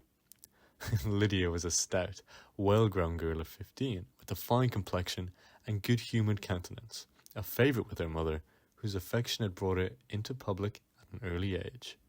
She had a high animal spirit and a sort of natural self-consequence, which the attentions of the officers, to whom her uncle's good dinners and her own easy manner recommended her, had increased into assurance. She was very equal, therefore, to address Mr. Bingley on the subject of the ball, and abruptly reminded him of his promise, adding that it would be the most shameful thing in the world if he did not keep it.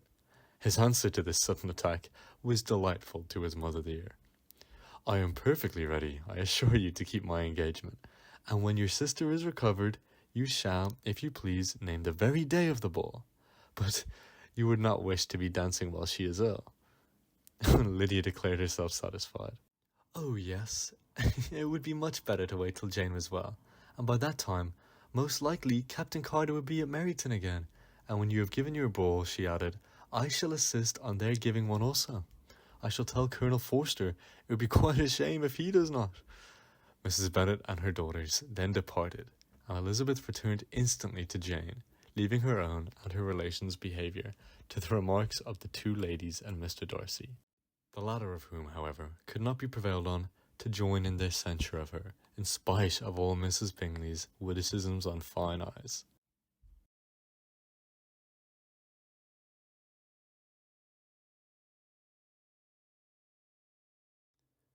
The day passed much as the day before had done. Mrs. Hurst and Miss Bingley had spent some hours of the morning with the invalid, who continued, though slowly, to mend, and in the evening Elizabeth joined their party in the drawing-room. The loo table, however, did not appear. Mr. Darcy was writing, and Miss Bingley, seated near him, was watching the progress of his letter, and repeatedly calling off his attention by messages to his sister. Mr. Hurst and Mr. Bingley were at piquet, and Mrs. Hurst was observing the game. Elizabeth took up some needlework, and was sufficiently amused in attending to what passed between Darcy and his companion. The perpetual commendations of the lady either on his handwriting, or on the evenness of his lines, or on the length of his letter, with the perfect unconcern with which her praises were received, formed a curious dialogue, and was exactly in unison with her opinion of each. How delighted Miss Darcy will be to receive such a letter! He made no answer. You write uncommonly fast. You are mistaken. I write rather slowly. How many letters you must have occasion to write in the course of a year. Letters of business, too. How odious I should think of them. It is fortunate, then, that they fall to my lot instead of to yours. Pray tell your sister that I long to see her. I have already told her once, by your desire. I'm afraid you do not like your pen. Let me mend it for you. I mend pens remarkably well. Thank you, but I always mend my own. How can you contrive to write so even? He was silent. Tell your sister I am delighted to hear of her improvement on the harp, and pray let her know that I am quite in raptures with her beautiful little design for a table, and I think it infinitely superior to Miss Grantley's. Will you give me leave to defer your raptures till I write again? At present I have not room to do them justice. Oh, it is of no consequence. I shall see her in January. But do you always write such charming long letters to her, Mr. Darcy? They are generally long, but whether always charming is not for me to decide. It is a rule with me that a person who can write a long letter with ease cannot write ill. That will not do for a compliment to Darcy, Caroline, cried her brother, because he does not write with ease. He studies too much for words of 4 syllables. Do not you, Darcy? My style of writing is very different from yours. Oh, cried Miss Bingley, Charles writes in the most careless way imaginable. He leaves out half his words and blots the rest. My ideas flow so rapidly that I have not time to express them, by which means my letters sometimes convey no ideas at all to my correspondents. Your humility, Mr. Bingley, said Elizabeth, must disarm reproof. Nothing is more deceitful, said Darcy, than the appearance of humility. It is often only carelessness of opinion, and sometimes an indirect boast. And which of the two do you call my little recent piece of modesty?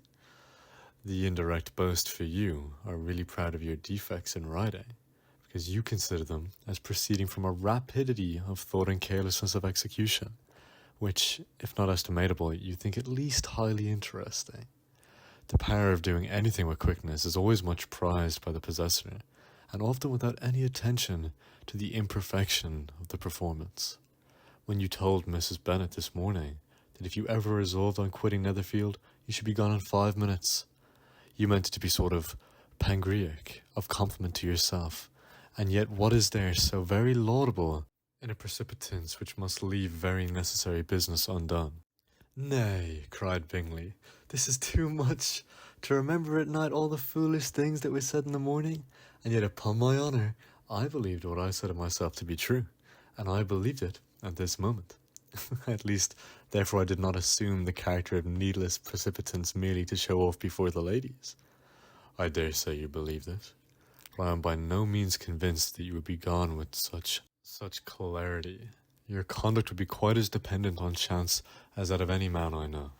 And if, as you were mounting your horse, a friend were to say, Bingley, you had better stay till next week, you would probably do it. You would probably not go, and at another word might stay a month. You have only proved by this, cried Elizabeth, that Mr. Bingley did not do justice in his own disposition. You have shown him off now much more than he did himself. I am extremely gratified, said Bingley, by your converting what my friend says into a compliment on the sweetness of my temper. But I'm afraid you are giving it a turn which the gentleman did by no means intend, for he would certainly think the better of me if under such a circumstance I were to give a flat denial and ride off as fast as I could. Would Mr. Darcy then consider the rashness of your original intention as atoned for by the obstinacy in adhering to it? Upon my word, I cannot exactly explain the matter. Darcy must speak for himself. You expect me to account for opinions which you choose to call mine, but which I have never acknowledged?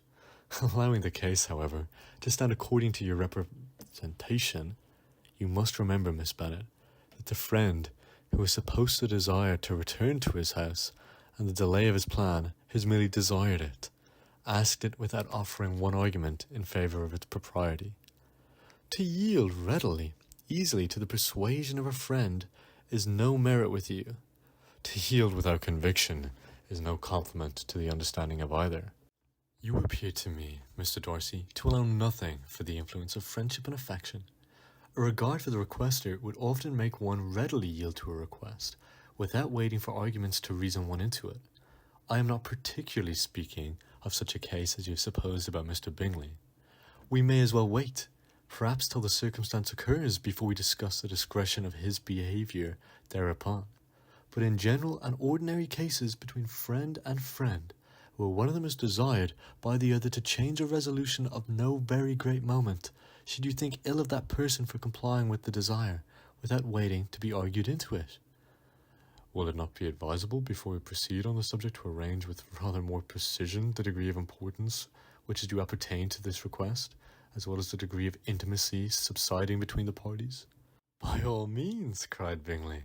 Let us hear all the particulars, not forgetting their comparative height and size, for that will have more weight in the argument, Miss Bennet, than you may be aware of.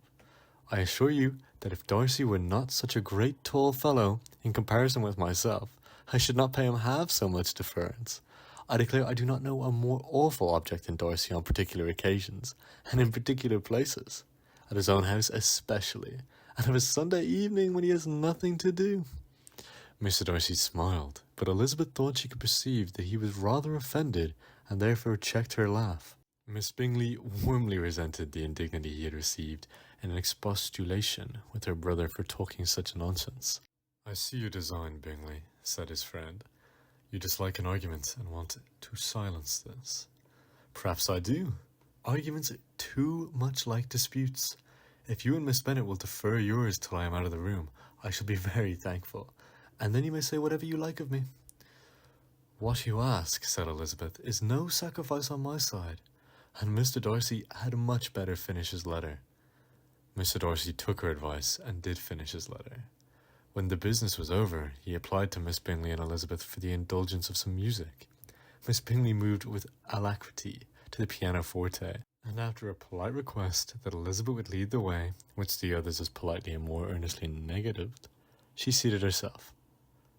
Mrs. Hurst sang with her sister, and while they were thus employed, Elizabeth could not help observing, as she turned over some music books that lay on the instrument, how frequently Mr. Darcy's eyes were fixated on her. She hardly knew how to suppose that she could be an object of great admiration to so great a man, and yet that he should look at her because he disliked her was still more strange. She could only imagine, however, at last, that she drew his notice because there was something about her more wrong and reprehensible, according to his ideas of right, than in any other person present. The supposition did not pain her.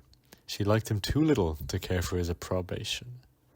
After playing some Italian songs, Miss Bingley varied the charm by a lively Scot air, and soon afterwards Mr. Darcy, drawing near Elizabeth, said to her, "Do you not feel a great inclination, Miss Bennet, to seize such an opportunity of dancing a reel?" She smiled but made no answer. He repeated the question with some surprise at her silence. "Oh," said she, "I heard you before, but I could not immediately determine what to say in reply. You wanted me, I know, to say yes, that you might have the pleasure of despising my taste, but I always delight in overthrowing those kinds of schemes and cheating a person of their premeditated contempt. I have, therefore, made up my mind to tell you that I do not want to dance a reel at all, and now despise me, if you dare." "Indeed, I do not dare."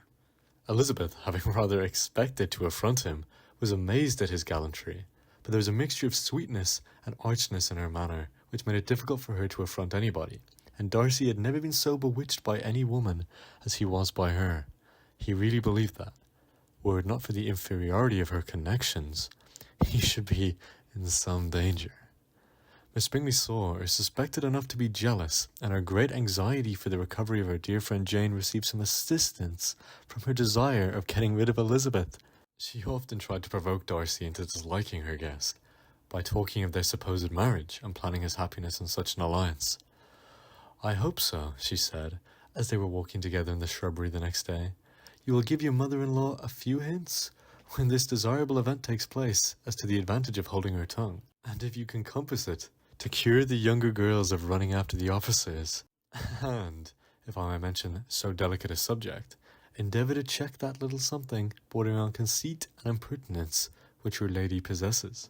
Have you anything else to propose for my domestic felicity? Oh yes, do let the portraits of your uncle and Aunt Phillips be placed in a gallery at Pemberley. Put them next to your great uncle the judge. They are in the same profession, you know, only in different lines. As for Elizabeth's picture, you must not attempt to have it taken, for what painter could do justice to those beautiful eyes? It would not be easy indeed to catch their expressions, but the colour and shape, and the eyelashes so remarkably fine, might be copied. At that moment they were met from another walk by Mrs. Hurst and Elizabeth herself. "I did not know you intended to walk," said Miss Bingley in some confusion, lest they had been overheard. "You used us abominably ill," answered Mrs. Hurst, "running away without telling us that you were coming out." Then taking the disengaged arm of Mr. Darcy, she left Elizabeth to walk by herself. The path just admitted three. Mr. Darcy felt their rudeness and immediately said, "This walk is not wide enough for our party. We had better go into the avenue." But Elizabeth, who had not the least inclination to remain with them, laughingly answered, "No, no, stay where you are. You are charmingly grouped and appear to uncommon advantage. The picturesque would be spoilt by admitting a fourth. Goodbye." She then ran off gaily, rejoicing as she rambled about in the hope of being at home again in a day or two. Jane was already so much recovered as to intend leaving her room for a couple hours that evening.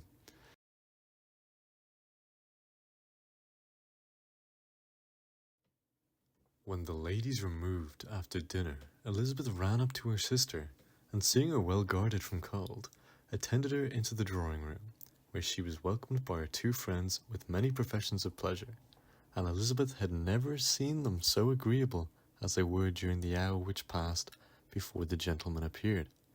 Their powers of conversation were considerable. They could describe an entertainment with accuracy, relate an anecdote with humour, and laugh at their acquaintance with spirit. But when the gentlemen entered, Jane was no longer the first object. Miss Bingley's eyes were instantly turned towards Darcy, and she had something to say to him before he advanced many steps. He addressed himself directly to Miss Bennet with a polite congratulation. Mr. Hurst also made her a slight bow and said he was very glad. but diffuseness and warmth remained for Bingley's salutation. He was full of joy and attention. The first half-hour was spent in piling up the fire, lest she suffer from the change of room, and she removed at his desire to the other side of the fireplace, that she might be farther from the door. He then sat down by her, and talked scarcely to anyone else. Elizabeth, at work in the opposite corner, saw it all with great delight. When tea was over, Mr. Hurst reminded his sister-in-law of the card table, but in vain. She had obtained private intelligence that Mr. Darcy did not wish for cards, and Mr. Hurst soon found even his own open petition rejected. She assured him that no one intended to play, and the silence of the whole party on the subject seemed to justify it. Mr. Hurst had therefore nothing to do but stretch himself on one of the sofas and go to sleep. Darcy took up a book. Miss Bingley did the same, and Mrs. Hurst, principally occupied in playing with her bracelets and rings, joined now and then in her brother's conversation with Miss Bennet. Miss Bingley's attention was quite as much engaged in watching Mr. Darcy's progress through his book as in reading her own, and she was perpetually either making some inquiry or looking at his page. She could not win him, however, to any conversation. He merely answered her questions and read on. At length, quite exhausted by the attempt to be amused with her own book, which he had only chosen because it was the second volume of his, she gave a great yawn and said, "How pleasant it is to spend an evening in this way. I declare, after all, there is no enjoyment like reading. How much sooner one tires of anything than a book. When I have a house of my own, I shall be miserable if have not an excellent library." No one made any reply. She then yawned again, threw aside her book, and cast her eyes round the room in quest of some amusement. When hearing her brother mentioning a ball to Miss Bennet, she turned suddenly towards him and said, "By the by, Charles, are you really serious in mediating a dance at Netherfield?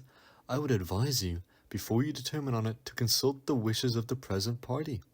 I am much mistaken if there are not some among us to whom a ball would be rather a punishment than a pleasure." "If you mean Darcy," cried her brother, "he may go to bed if he chooses, and before it begins. As for the ball, it is a quite settled thing, and as soon as Nicholas has made white soup enough, I shall send round my cards." "I should like balls infinitely better," she replied, "if they were carried on in a different manner, but there is something insufferably tedious in the usual process of such a meeting. It would surely be much more rational if conversation, instead of dancing, made the order of the day." "Much more rational, my dear Caroline, I dare say, but I would not be so near so much like a ball." Miss Bingley made no answer, and soon afterwards got up and walked about the room. Her figure was elegant, and she walked well, but Darcy, at whom it was all aimed, was still inflexibly studious.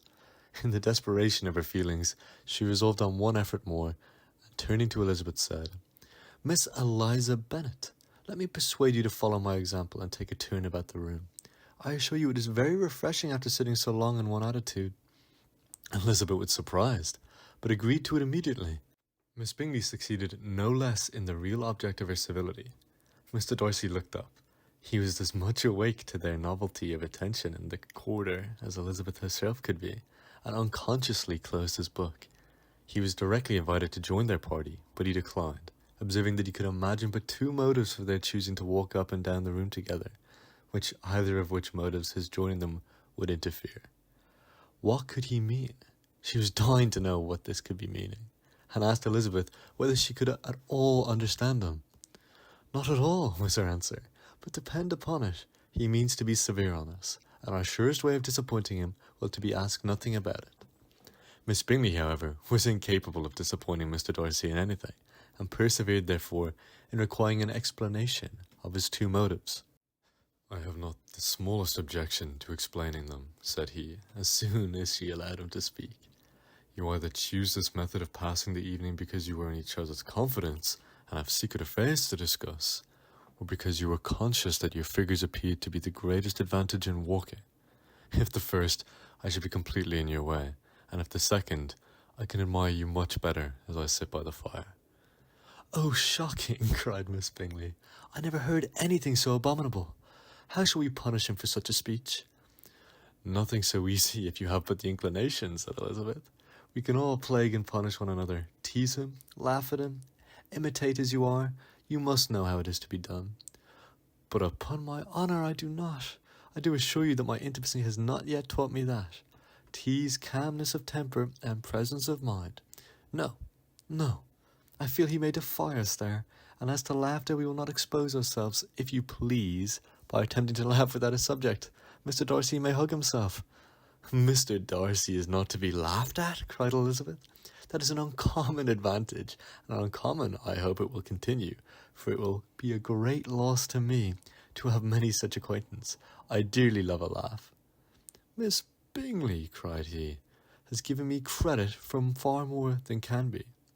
The wisest and best of men, nay, the wisest and best of their actions, may be rendered ridiculous by a person whose fine object in life is a joke.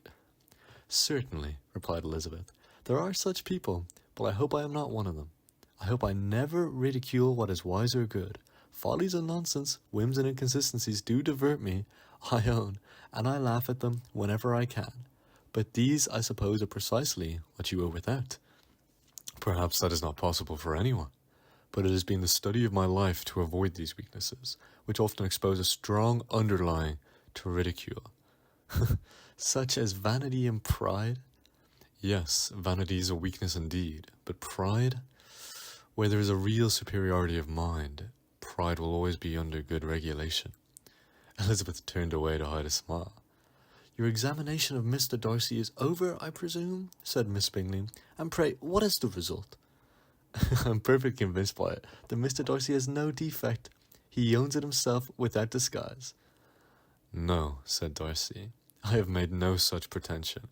I have faults enough, but they are not, I hope, of understanding. My temper I dare not vouch for. It is, I believe, too little yielding. Certainly too little for the convenience of the world.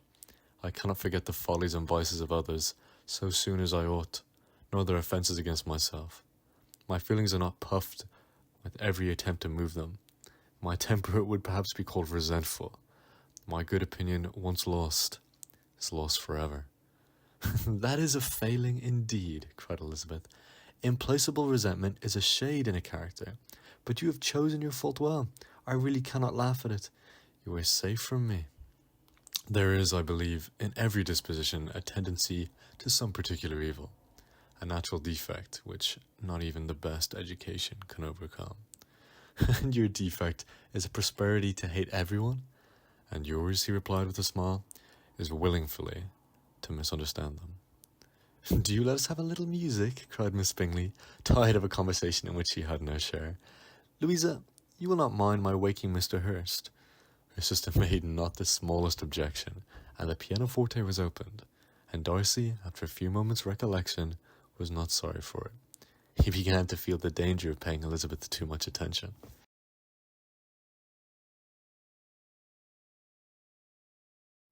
In consequence of an agreement between the sisters, Elizabeth wrote the next morning to her mother, to beg that the carriage might be sent for them in the course of the day. But Mrs. Bennet, who had calculated on her daughters remaining at Netherfield till the following Tuesday, which would exactly finish Jane's week, could not bring herself to receive them with pleasure before. Her answer, therefore, was not propitious, at least not to Elizabeth's wishes, for she was impatient to get home. Mrs. Bennet sent them word that they could not possibly have the carriage before Tuesday, and in her postscript it was added that if Mr. Bingley and his sisters pressed them to stay longer, she could spare them very well. Against staying longer, however, Elizabeth was positively resolved, nor did she much expect it would be asked, and fearful, on the contrary, of being considered as intruding themselves needlessly long. She urged Jane to borrow Mr. Bingley's carriage immediately, and at length it was settled that their original destination of leaving Netherfield that morning should be mentioned, and the request made. The communication excited many professions, of course, and enough was said of wishing them to stay at least the following day to work on Jane. Until the morrow, their going was deferred. Miss Bingley was then sorry that she had proposed a delay, for her jealousy and dislike of one sister much exceeded her affection for the other. The master of the house heard with real sorrow that they were to go soon, and repeatedly tried to persuade Miss Bennet that it would not be safe for her, that she was not enough recovered, but Jane was firm where she felt herself to be right. To Mr. Darcy it was welcome intelligence. Elizabeth had been at Netherfield long enough. She attracted him more than he liked, and Miss Bingley was uncivil to her and more teasing than usual to himself. He wisely resolved to be particularly careful that no sign of admiration should now escape him. Nothing that could elevate her with the hope of influencing his felicity. Sensible that, if such an idea had been suggested, his behaviour during the last day must have material weight in confirming or crushing it. Steady to his purpose, he scarcely spoke 10 words to her through the whole of Saturday, and though they were at one time left by themselves for half an hour, he adhered most consistently to his book, and would not even look at her. On Sunday, after morning service, the separation so agreeable to almost all took place. Miss Bingley's civility to Elizabeth increased at least very rapidly, as well as her affection for Jane, and when they parted, after assuring the latter of the pleasure it would always give her to see her either at Longbourn or Netherfield, and embracing her most tenderly, she even shook hands with the former Elizabeth. They were not welcomed home very cordially by their mother. Mr. Bennet wondered at their coming, and thought of them very wrong to give so much trouble, and was sure Jane would have caught cold again. But their father, though very laconic in his expressions of pleasure, was really glad to see them. He had felt their importance in the family circle. The evening conversation, when they were all assembled, had lost much of its admiration, and almost all its sense, by the absence of Jane and Elizabeth. They found Mary, as usual, deep in the study of thorough bass and human nature, and had some new extracts to admire, and some new observations of threadbare morality to listen to. Catherine and Lydia had information for them of a different sort. Much had been done, and much had been said in the regiment since the preceding Wednesday. Several of the officers had dined lately with their uncle. A private had been flogged, and it had actually been hinted that Colonel Forster was going to be married.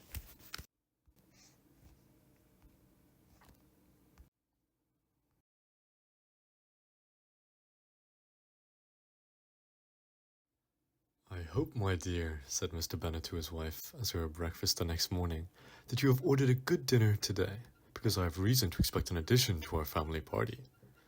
"Who do you mean, my dear? I know of nobody that is coming, I'm sure, unless Charlotte Lucas should happen to call in, and I hope my dinners are good enough for her. I do not believe she often sees such at home." "The person of whom I speak is a gentleman and a stranger." Mrs. Bennet's eyes sparkled. "A gentleman and a stranger? It is Mr. Bingley, I'm sure. Why, Jane, you never drop a word of this, you sly thing." "Well, I'm sure I shall be extremely glad to see Mr. Bingley.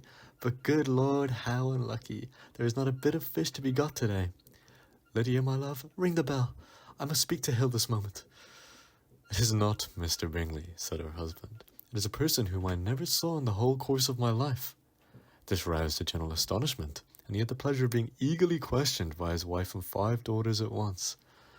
After amusing himself some time with their curiosity, he thus explained: "About a month ago I received this letter, and about a fortnight ago I answered it. For I thought it a case of some delicacy, and requiring early attention. It is from my cousin, Mr. Collins, who, when I am dead, may turn you all out of this house as soon as he pleases." "Oh, my dear," cried his wife, "I cannot bear to hear that mentioned. Pray do not talk of that odious man. I do think it is the hardest thing in the world that your estate should be entailed away from your own children. And I'm sure, if I had been you, I should have tried long ago to do something or other about it." Jane and Elizabeth attempted to explain to her the nature of an entail. They had often attempted it before, but it was a subject on which Mrs. Bennet was beyond the reach of reason, and she continued to rail bitterly against the cruelty of settling an estate away from a family of 5 daughters, in favour of a man who nobody cared anything about. "It certainly is a most inquisitious affair," said Mr. Bennet, "and nothing can clear Mr. Collins from the guilt of inheriting Longbourn. But if you will listen to his letter, you may perhaps be a little softened by his manner of expressing himself." "No, that I'm sure I shall not. And I think it's very impertinent of him to write to you at all, and very hypocritical. I hate such false friends. Why could he not keep on quarrelling with you as his father did before him?" "Why, indeed, he does seem to have some final scruples on that head, as you will hear. Dear sir, the disagreement subsiding between yourself and my late honoured father always gave me such uneasiness, and since I have left the misfortune to lose him, I have frequently wished to heal the breach, but for some time I was kept back by my own doubts, fearing lest it might seem disrespectful to his memory for me to be on good terms with anyone with whom it had always pleased him to be at variance. There, Mrs. Bennet. My mind, however, is now made up on the subject, having received ordination at Easter, I have been so fortunate as to distinguished by the patronage of the Right Honourable Lady Catherine de Bourgh, widow of Sir Louis de Bourgh, whose bounty and beneficence has preferred me to the valuable rectory of the parish, where it shall be my earnest endeavour to demean myself with great respect towards her ladyship, and be ever so ready to perform those rites and ceremonies which are instituted by the Church of England. As a clergyman, moreover, I feel it my duty to promote and establish the blessing of peace in all families within the reach of my influence. And on the grounds, I flatter myself that my present overtures of goodwill are highly commendable, and that the circumstance of my being next in the entail of Longbourn estate will be kindly overlooked on your side, and not lead you to reject the offered olive branch. I cannot be otherwise than concerned at being the means of injuring your amiable daughters, and beg leave to apologize for it, as well as to assure you of my readiness to make them every possible amends. But of this hereafter, if you should have no objection to receive me into your house, I propose myself the satisfaction of waiting on you and your family, Monday, November 18th, by 4 o'clock, and shall probably trespass on your hospitality till the Saturday night following, which I can do without any inconvenience, as Lady Catherine is far from objecting to my occasional absence on a Sunday, provided that some other clergyman is engaged to the duty of the day. I will remain, dear sir, with respects, compliments to your ladies and daughters, your well-wisher and friend, William Collins. At 4 o'clock, therefore, we may expect this peace-making gentleman, said Mr. Bennet as he folded up the letter. He seems to be a most conscientious and polite young man, upon my word, and I doubt not will provide a valuable acquaintance, especially if Lady Catherine should be so indulgent as to let him come over to us again. There is some sense in what he says about the girls, however, and if he is disposed to make them any amends, I shall not be the person to discourage them. Though it is difficult, said Jane, to guess in which way he can mean to make us the atonement he thinks our due, the wish is certainly to his credit. Elizabeth was chiefly struck with his extraordinary defence for Lady Catherine, and his kind intention of christening, marrying, and burying his parishioners whenever it was required. He must be an oddity, I think, said she. I cannot make him out. There is something very pompous in his style, and what can he mean by apologising for being next in the entail? We cannot suppose he would help it, if he could. Can he be a sensible man, sir? No, my dear, I think not. I have great hopes of finding him quite the reverse. There is a mixture of servility and self-importance in his letter, which promises well. I am impatient to see him. In point of composition, said Mary, his letter does not seem defective. The idea of the olive branch perhaps is not wholly new, yet I think it is well expressed. To Catherine and Lydia, neither the letter nor its writers were in any degree interesting. It was next to impossible that their cousin should come in a scarlet coat, and it was now some weeks since they had received pleasure from the society of a man in any other colour. As for their mother, Mr. Collins's letter had done away much of her ill will, and she was preparing to see him with a degree of composure which astonished her husband and daughters. Mr. Collins was punctual to his time, and was received with great politeness by the whole family. Mr. Bennet indeed said little, but the ladies were ready enough to talk, and Mr. Collins seemed neither in need of encouragement nor inclined to be silent himself. He was a tall, heavy-looking young man of 25. His air was grave and stately, and his manners were very formal. He had not been long seated before he complimented Mrs. Bennet on having so fine a family of daughters, said he had heard much of their beauty, but that in this instance fame had fallen short of the truth, and added that he did not doubt seeing them all in due time well disposed of in marriage. This gallantry was not much to the taste of some of his hearers, but Mrs. Bennet, who quarrelled with no complaints, answered most readily. You are very kind, sir, I'm sure, and I wish with all my part it might prove it so, for else I will be destitute enough. Things are settled so oddly. You allude, perhaps, to this estate? Ah, yes, sir, I do. It is a grievous affair to my poor girls, you must confess. Not that I mean to find fault with you for such things. I know are all chance in this world. There is no knowing how estates will go once they come to be entailed. I am very sensible, madam, of the hardship to my fair cousins, and could say much on the subject, but that I am cautious of appearing forward and precipitate. But I can assure the young ladies that I come prepared to admire them. At present I will not say more, but perhaps when we are better acquainted. He was interrupted by a summons to dinner, and the girls smiled on each other. They were not the only objects of Mr. Collins' admiration. The whole of the dining room and all its furniture were examined and praised, and his commendation of everything would have touched Mrs. Bennet's heart, but for the mortifying supposition of his viewing it all as his own future property. The dinner, too, in his turn, was highly admired, and he begged to know which of his fair cousins the excellence of its cookery was owing. But here he was set right by Mrs. Bennet, who assured him with some asperity that they were all very well able to keep a good cook, and that her daughters had nothing to do in the kitchen. He begged pardon for having displeased her. In a softened tone, she declared herself not at all offended, but he continued to apologize for about a quarter of an hour.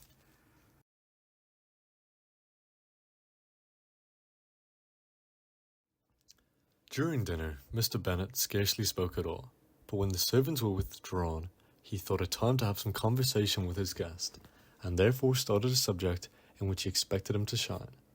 By observing that he seemed very fortunate in his patroness, Lady Catherine de Bourgh's attention to his wishes and considerations for his comfort appeared very remarkable.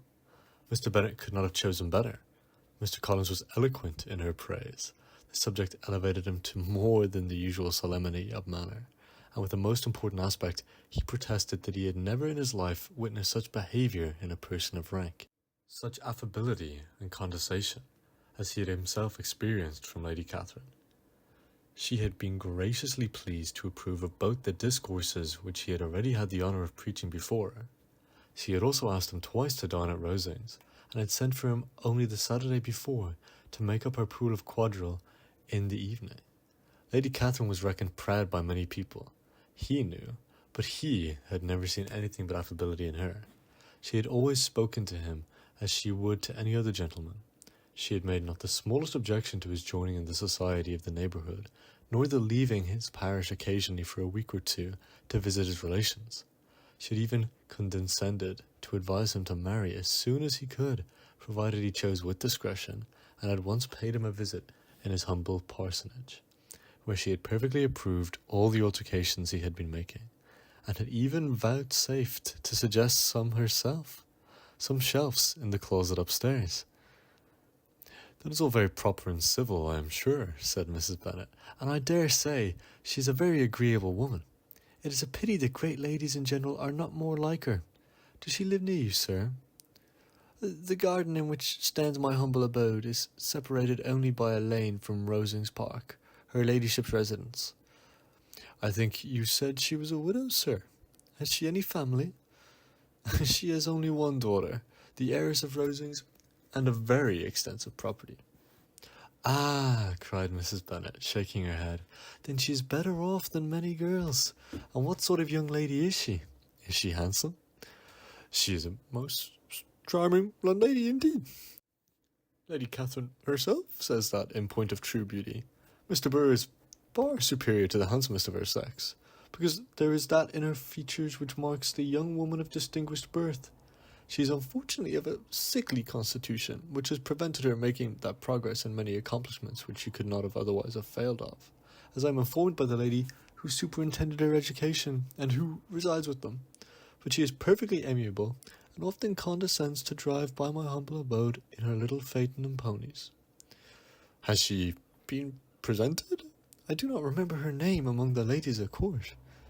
"Her indifferent state of health unhappily prevents her being in town, and by that means, and as I told Lady Catherine myself one day, has deprived the British court of its brightest ornament. Her ladyship seemed pleased with the idea, and you may imagine that I am happy on every occasion to offer those little delicate compliments which are always acceptable to ladies. I have more than once observed to Lady Catherine that her charming daughter seemed both to be born a duchess and of the most elevated rank, instead of giving her conscience, would be adorned by her. These are the kind of little things which please her ladyship, and a sort of attention which I conceive myself particularly bound to pay." "You judge very properly," said Mr. Bennet, "and it is happily for you that you possess the talent of flattering with delicacy. May I ask whether these pleasing attentions proceed from the impulse of the moment, or are the result of previous study?" "They arise chiefly from what is passing at the time, and though I sometimes amuse myself with suggesting and arranging such little elegant compliments as may be adapted to ordinary occasions, I always wish to give them as unstudied an air as possible." Mr. Bennet's expectations were fully answered. His cousin was as absurd as he had hoped, and he listened to him with the keenest enjoyment. maintaining at the same time the most resolute composure of countenance, and accepting an occasional glance at Elizabeth, requiring no partner in his pleasure. By tea time, however, the dose had been enough, and Mr. Bennet was glad to take his guest into the drawing room again, and when tea was over, glad to invite him to read aloud to the ladies. Mr. Collins readily assented, and a book was produced, but on beholding it, for everything announced it to be from a circulating library, he started back and, begging pardon, protested that he never read novels. Kitty stared at him, and Lydia exclaimed. Other books were produced, and after some deliberation, he chose Fordyce's Sermons. Lydia gaped as he opened the volume, and before he had, with very monotonous solemnity, read 3 pages, she interrupted him with, "Do you know, Mamma, that my Uncle Philip talks of turning away Richard, and if he does, Colonel Forster will hire him? My aunt told me so herself on Saturday. I shall walk to Meryton tomorrow to hear more about it, and to ask when Mr. Denny comes back to town." Lydia was bid by her 2 eldest to hold her tongue, but Mr. Collins, much offended, laid aside his book and said, "I have been observed how little young ladies are interested by books of a serious stamp, and though written solely for their benefit, it amazes me, I confess, for certainly there can be nothing so advantageous to them as instruction. But I will no longer importune my young cousin." Then turning to Mr. Bennet, he offered himself as his antagonist at backgammon. Mr. Beckett accepted the challenge, observing that he acted very wisely in leaving the girls in their own trifling amusements. Mrs. Bennet and her daughters apologized most civilly for Lydia's interruption, and promised that it should not occur again, if he were to resume the book. But Mr. Collins, after assuring them that he bore his young cousin no ill will, and should never resent her behaviour as any affront, seated himself at another table with Mr. Bennet, and prepared for backgammon.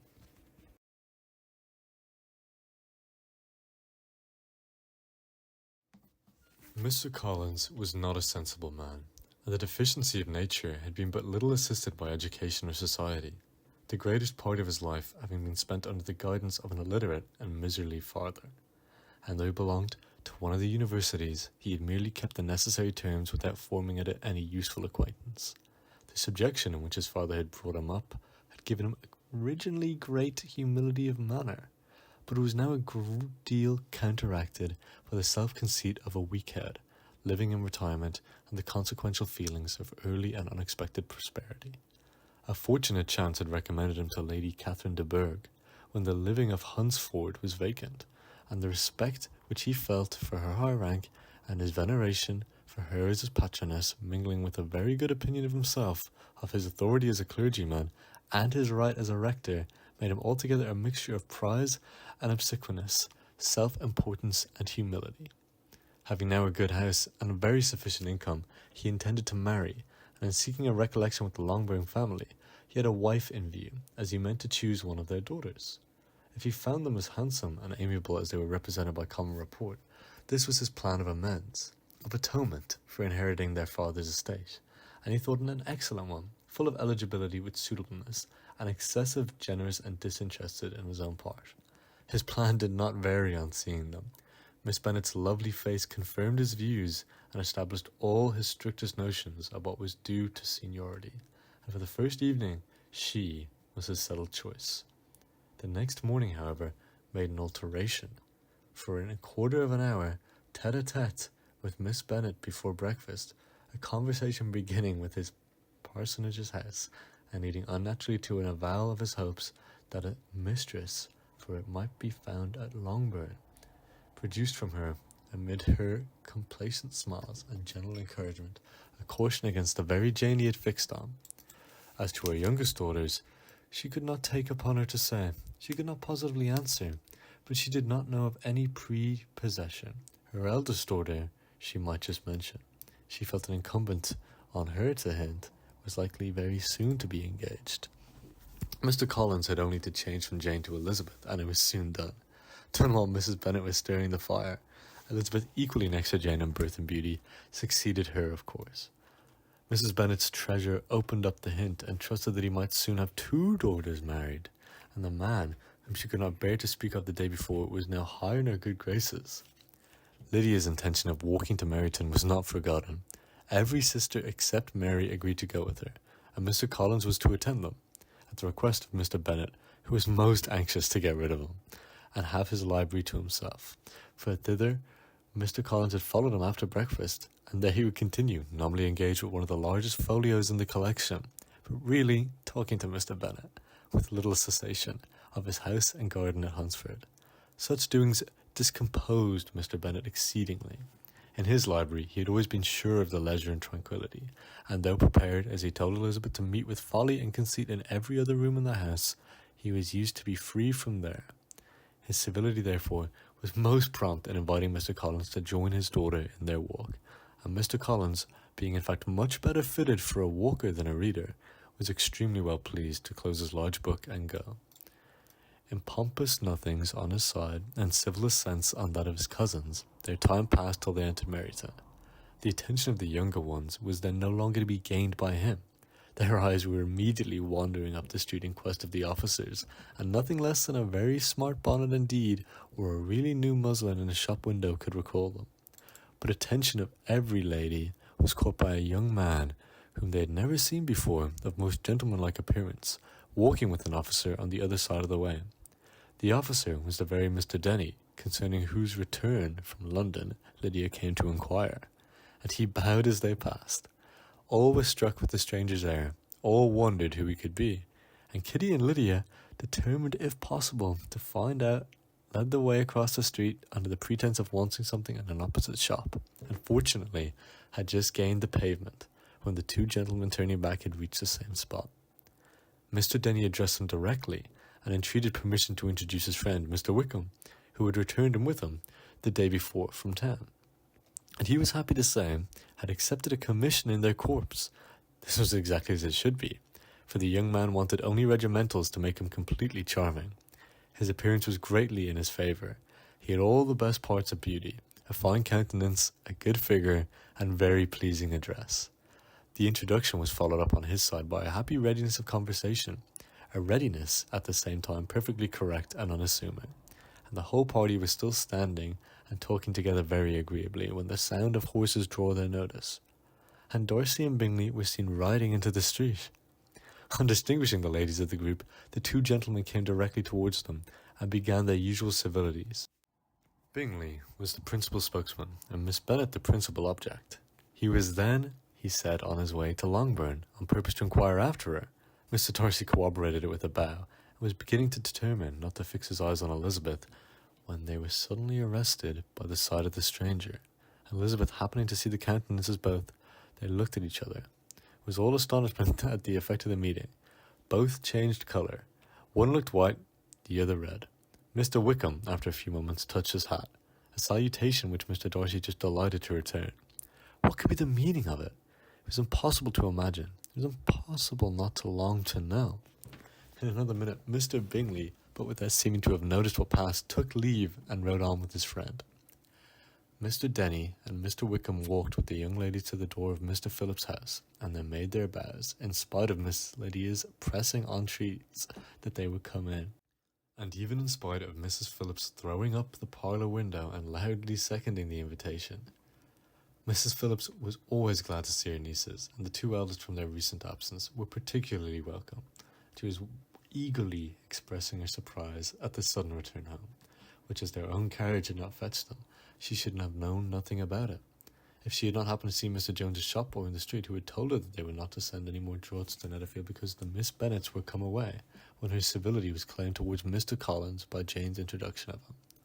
She received him with her very best politeness, which he returned with as much more, apologizing for his intrusion without any previous acquaintance with her, which he could not help flattering himself, however, might be justified by his relationship to the young nieces who introduced him to her notice. Mrs. Phillip was quite awed by such an excess of good breeding, but her contemplation of one stranger was soon put to an end by the exclamation and inquiries about the other, of whom, however, she could only tell her nieces what they already knew, that Mr. Denny had brought him from London, and that he was to have a lieutenant's commission in the shire. She had been watching him the last hour, she said as she walked up and down the street, and if Mr. Wickham appeared, Kitty and Lydia would certainly have contributed to their occupation. But unluckily no one passed the window now except a few of the officers, who in comparison with the stranger would become stupid and disagreeable fellows. Some of them were to dine with the Phillipses the next day, and their aunt promised to make her husband call on Mr. Wickham and give him an invitation also, if the family from Longbourn would come in the evening. This was agreed to, and Mrs. Phillips protested that they would have a nice, comfortable, noisy game of lottery tickets and a little bit of hot supper afterwards. The prospect of such delights was very cheering, and they parted in mutual good spirits. Mr. Collins repeated his apologies in quitting the room, and was assured with unwearying civility that they were perfectly needless. As they walked home, Elizabeth related to Jane what she had seen pass between the two gentlemen, but though Jane would have defended either or both had they appeared to be wrong, she could no more explain such behaviour than her sister. Mr. Collins, on his return, highly gratified Mrs. Bennet by admiring Mrs. Phillips's manners and politeness. He protested that, except Lady Catherine and her daughter, he had never seen a more elegant woman, for she had not only received him with the utmost civility, but had even pointedly included him in her invitation for the next evening, although utterly unknown to her before, something he supposed might be attributed to his connection with them, but yet he had never met with so much attention in the course of his whole life.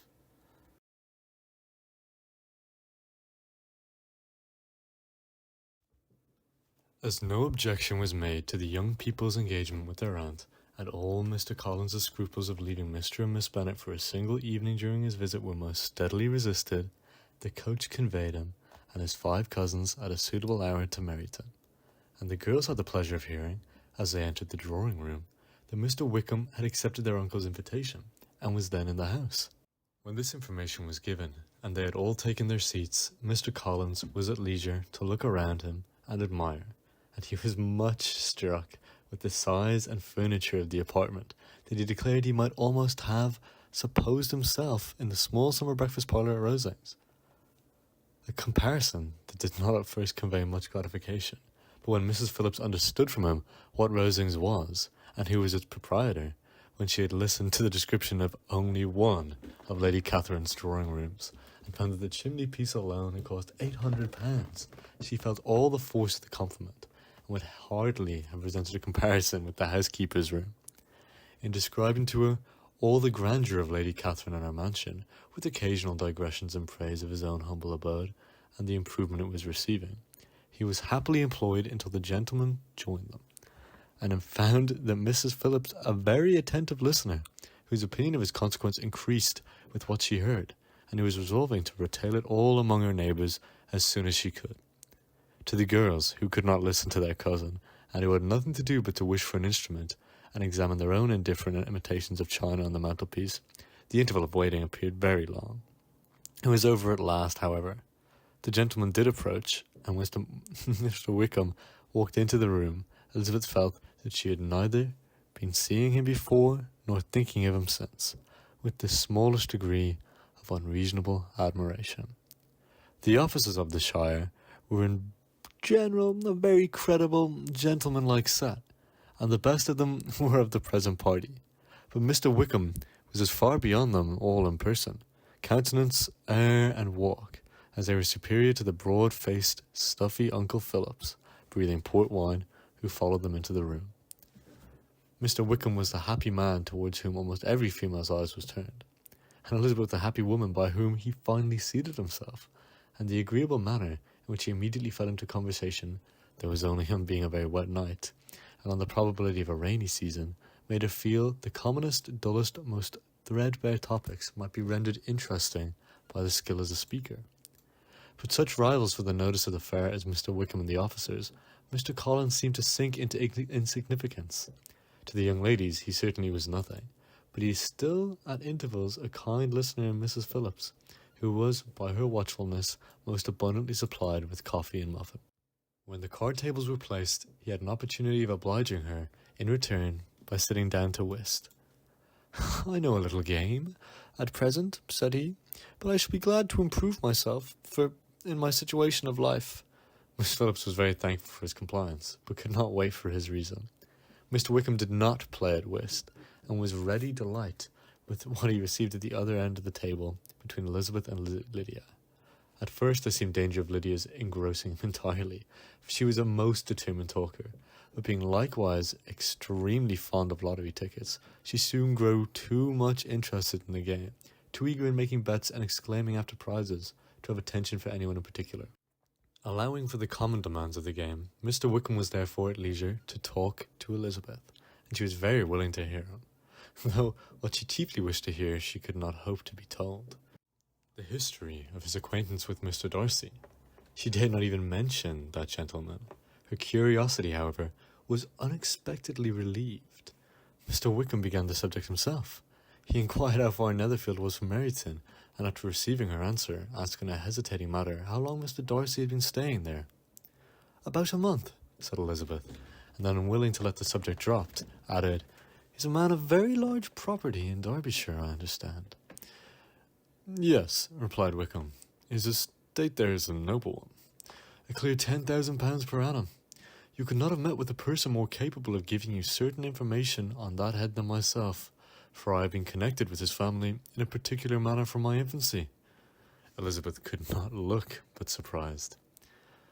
"You may as well be surprised, Miss Bennet, at such an assertion, after seeing, as you probably might, the very cold manner of our meeting yesterday. Are you much acquainted with Mr. Darcy?" "As much as I ever wished to be," cried Elizabeth warmly.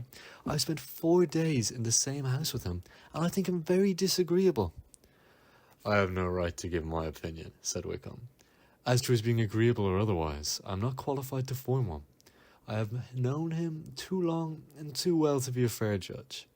It is impossible for me to be impartial, but I believe your opinion of him would in general astonish, and perhaps you would not express it quite so strongly anywhere else. Here you are in your own family." "Upon my word, I say no more here than I might say in any house in the neighbourhood, except Netherfield. He is not at all liked in Hertfordshire. Everybody is disgusted with his pride. You will not find him more favourably spoken of by anyone."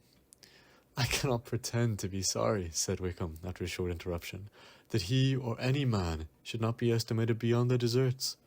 But with him, I believe it does not often happen. The world is blinded by his fortune and consequence, or frightened by his high and imposing manners, and see him only as he chooses to be seen. I should take him, even on my slight acquaintance, to be an ill-tempered man." Wickham only shook his head. "I wonder," said he, "at the next opportunity of speaking, whether he is likely to be in this country much longer." "Well, I do not know at all, but I heard nothing of his going away when I was at Netherfield. I hope your plans in favour of the Shire will not be affected by his being in the neighbourhood." "Oh no, it is not for me to be driven away by Mr. Darcy. If he wishes to avoid seeing me, he must go. We are not on friendly terms, and it always gives me pain to meet him, but I have no reason for avoiding him. What I might proclaim to all the world a sense of very great ill-usage, and most painful regrets at his being what he is. His father, Miss Bennet, the late Mr. Darcy, was one of the best men that ever breathed, and the truest friend I ever had. I can never be in the company with this Mr. Darcy without being grieved to the soul by 1,000 tender recollections. His behaviour to myself has been scandalous, but I verily believe I could forgive him anything and everything rather than his disappointing the hopes and disgracing the memory of his father." Elizabeth found the interest of the subject increase and listened with all her heart, but the delicacy of it prevented further inquiry. Mr. Wickham began to speak on more general topics. Meryton, the neighbourhood, the society, appearing highly pleased with all that he had yet seen, and speaking of the latter especially with gentle but very intelligible gallantry. "It was the prospect of constant society and good society," he added, "which was my chief inducement to enter the Shire. I know it to be a most respectful, agreeable court, and my friend Denny tempted me further by his account of the present quarters, and the very great attentions and excellent acquaintance Meryton had procured them. Society, I own, is necessary to me. I have been a disappointed man, and my spirit will not bear solitude. I must have employment and society. A military life is not what it was intended for, but circumstances have now made it eligible. The church ought to have been my profession. I was brought up for the church, and I should at this time have been in the possession of a most valuable living, had it pleased the gentleman we were speaking of just now." "Indeed?" "Yes, the late Mr. Darcy bequeathed me my next presentation of the best living in his gift. He was my godfather, and excessively attached to me. I cannot do justice to his kindness. He meant to provide for me amply, and thought he had done it, but when the living fell, was given elsewhere. Good heavens, cried Elizabeth. But how could that be? How could his will be disregarded? Why did he not seek legal redress? There was such an informality in the terms of the bequest as to give me no hope from law. A man of honour could not have doubted the intention, but Mr. Darcy chose to doubt it.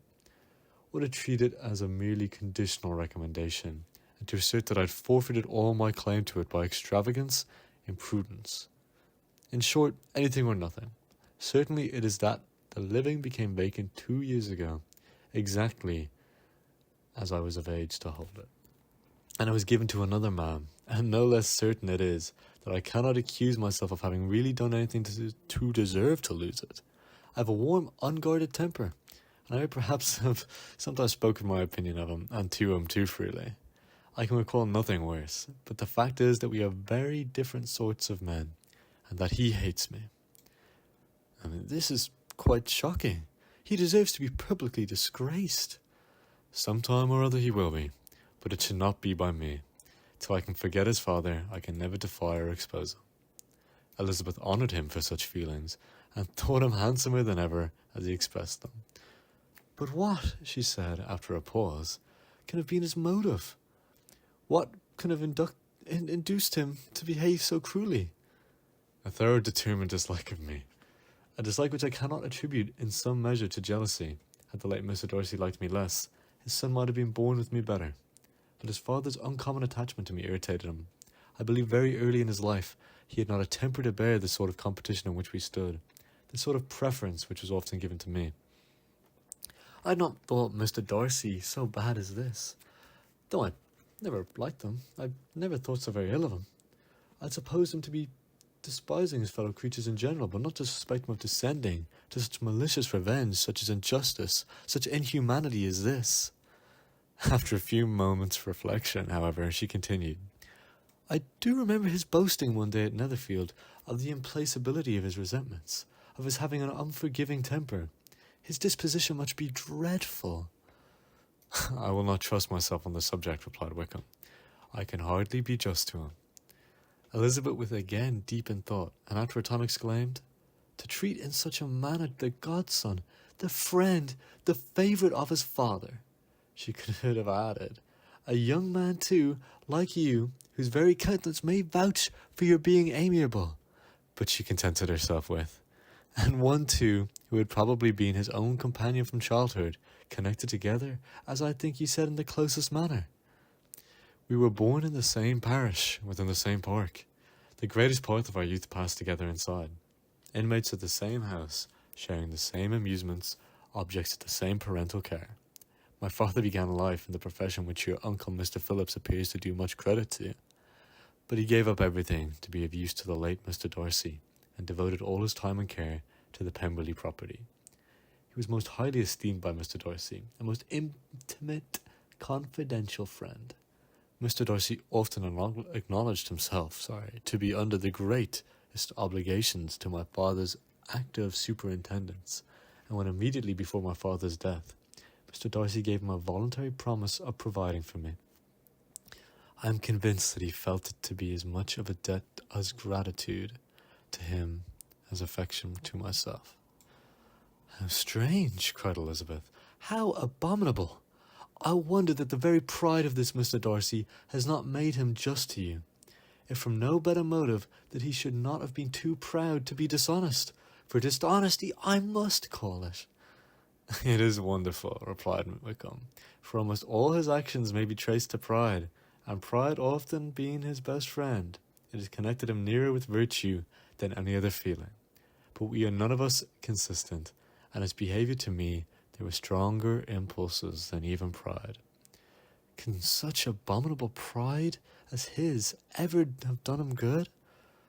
Yes, it has often led him to the liberal and generous, to give his money freely, to display hospitality, to assist his tenants and relieve the poor. Family pride and filial pride, for he is very proud of what his father has done. Not to appear to disgrace his family, to degenerate from popular qualities, or lose the influence of Pemberley has as a powerful motive. He has also brotherly pride, which some brotherly affection can make him a very kind and careful guardian of his sister, and you will hear him generally cried up as the most attentive and best of brothers. What sort of a girl is Miss Darcy? He shook his head. I wish I could call her amiable. It gives me pain to speak ill of a Darcy, but she is too much like her brother. Very, very proud. As a child she was affectionate and pleasing, extremely fond of me, and I have devoted hours and hours to her amusement. But she is nothing to me now. She is a handsome girl, about 15 or 16, and I understand highly accomplished. Since her father's death, her home has been in London, where the lady lives with her and superintends her education. After many pauses and many trials of other subjects, Elizabeth could not help reverting once more to the first, and saying, I am astonished at his intimacy with Mr. Bingley. How can Mr. Bingley, who seems good-humoured himself, and I really believe truly amiable, be in friendship with such a man? How can they suit each other? Do you know Mr. Bingley? Not at all. He's a sweet-tempered, amiable, charming man. He cannot know what Mr. Darcy is. Probably not, but Mr. Darcy can please where he chooses. He does not want abilities. He can be a conversational companion, if he thinks it worth his while. Among those who are at all his equals in consequence, he is a very different man from what he is to the less prosperous. His pride never deserts him, but with the rich he is liberal-minded, just, sincere, rational, honourable, and perhaps agreeable, allowing something for fortune and figure. The whist party, soon afterwards breaking up, players gathered around the other table, and Mr. Collins took his station between his cousin Elizabeth and Mrs. Phillips. The usual inquiries as to his success were made by the latter. It had not been very great. He had lost every point. But when Mrs. Phillips began to express her concern thereupon, he assured her, with much earnest gravity, that it was not of the least importance, that he considered the money as a mere trifle, and begged she would not make herself uneasy. I know very well, madam, said he, that when persons sit down to a card table, they must take their chances at these things, and happily I am in no such circumstance as to make 5 shillings any object. There are undoubtedly many who could not say the same, but thanks to Lady Catherine de Bourgh, I am removed far beyond the necessities of regarding little matters. Mr. Wickham's attention was caught, and after observing Mr. Collins for a few moments, he asked Elizabeth in a low voice whether her relations were very intimately acquainted with the family of de Bourgh. Lady Catherine de Bourgh, she replied, has very lately given him a living. I hardly know how Mr. Collins was first introduced to her notice, but he certainly has not known her long. You know, of course, that Lady Catherine de Bourgh and Lady Anne Darcy were sisters, consequently that she is aunt to the present Mr. Darcy. No, indeed I do not. I know nothing at all of Lady Catherine's connections. I have never heard of her existence till the day before yesterday. Her daughters, Mr. Bourgh, will have a very large fortune, and it is believed that she and her cousin will unite the 2 estates. This information made Elizabeth smile, as she thought of poor Miss Bingley. Vain indeed must be all her attentions, vain and useless her affection for her sister, and her praise of himself, if he was already destined to another. Mr. Collins, she said, speaking highly both of Lady Catherine and her daughter, but from some particulars that he had related to her ladyship. I suspect his gratitude misleads him, and that in spite of her being his patroness, she is an arrogant, conceited woman. I believe her to be both in a great degree, replied Wickham. I have not seen her for many years, but I very well remember that I never liked her, and that her manners were dictatorial and insolent. She has a reputation of being remarkably sensible and clever, but I rather believe she derives part of her abilities from her rank and fortune, part from her authoritative manner, and the rest from her pride of her nephew, who chooses that everyone connected with him should have an understanding of the first class. Elizabeth allowed that he had given a very rational account of it, and they continued talking together with mutual satisfaction until supper put an end to the cards, and gave the rest of the ladies their share of Mr. Wickham's attentions. There could be no conversation in the noise of Mrs. Phillips' supper party, but his manners recommended him to anyone. Whatever he said indeed was well said, and whatever he did, done gracefully. Elizabeth went away with her head full of him. She could think of nothing but Mr. Wickham and what he had told her, all the way home. But there was not a time for her to mention his name as they went, for neither Lydia nor Mr. Collins were once silent. Lydia talked incessantly of lottery tickets, of the fish he had lost and the fish he had won, and Mr. Collins, in describing the civility of Mr. and Mrs. Phillips, protesting that he did not in the least regard his losses at a whist, enumerating all the dishes at supper, and repeatedly fearing that he crowd his cousins, had more to say than could well manage before the carriage stopped at Longbourn House.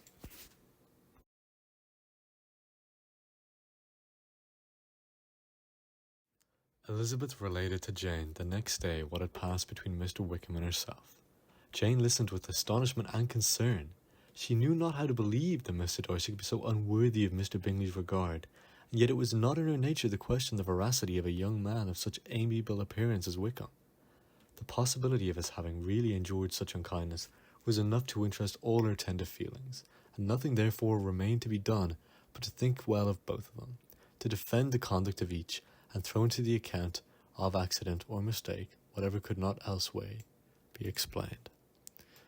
"They have both," said she, "been deceived, I dare say in some way or other, of which we can form no idea. Interested people have perhaps misrepresented each other. It is in short impossible for us to conjecture the causes or circumstances which may have alienated them without actual blame on either side." "Very true indeed. And now, my dear Jane, what have you got to say in behalf of the interested people who have probably been concerned in the business? Do clear them too, or we shall be obliged to think ill of somebody." "Laugh as much as you choose, but you will not laugh me out of my opinion. My dearest Lizzie, do but consider in what a disgraced light it places Mr. Darcy to be treating his father's favourite in such a manner, one whom his father had promised to provide for. It is impossible. No man of common humanity, no man who had any value for his character, could be capable of it. Can his most intimate friends be so excessively deceived in him? Oh, no. I can think much more easily. Believe Mr. Bingley's being imposed on then than Mr. Wickham should invent such a history of himself as he gave me last night. Names, facts, everything mentioned without ceremony. If it be not so, let Mr. Darcy contradict it. Besides, there was truth in his looks. It is difficult indeed. It is distressing. One does not know what to think." "I beg your pardon. One knows exactly what to think." But Jane could think with certainty on only one point, that Mr. Bingley, if he had been imposed on, would have much to suffer when the affair became public. The two young ladies were summoned from the shrubbery, where the conversation passed, by the arrival of some of the very persons of whom they had been speaking. Mr. Bingley and his sisters came to give their personal invitation for the long-expected ball at Netherfield, which was fixed for the following Tuesday. The two ladies were delighted to see their dear friend again, called an age since they had met, and repeatedly asked what she had been doing with herself since their separation. To the rest of the family they paid little attention, avoiding Mrs. Bennet as much as possible, saying not too much to Elizabeth and nothing at all to the others. They were soon gone again, rising from their seats with an activity which took their brother by surprise, and hurrying off as if eager to escape from Miss Bennet's civilities. The prospect of the Netherfield ball was extremely agreeable to every female in the family. Mrs. Bennet chose to consider it as given in compliment to her eldest daughter, and was practically flattered by receiving the invitation from Mr. Bingley himself, instead of a ceremonious card.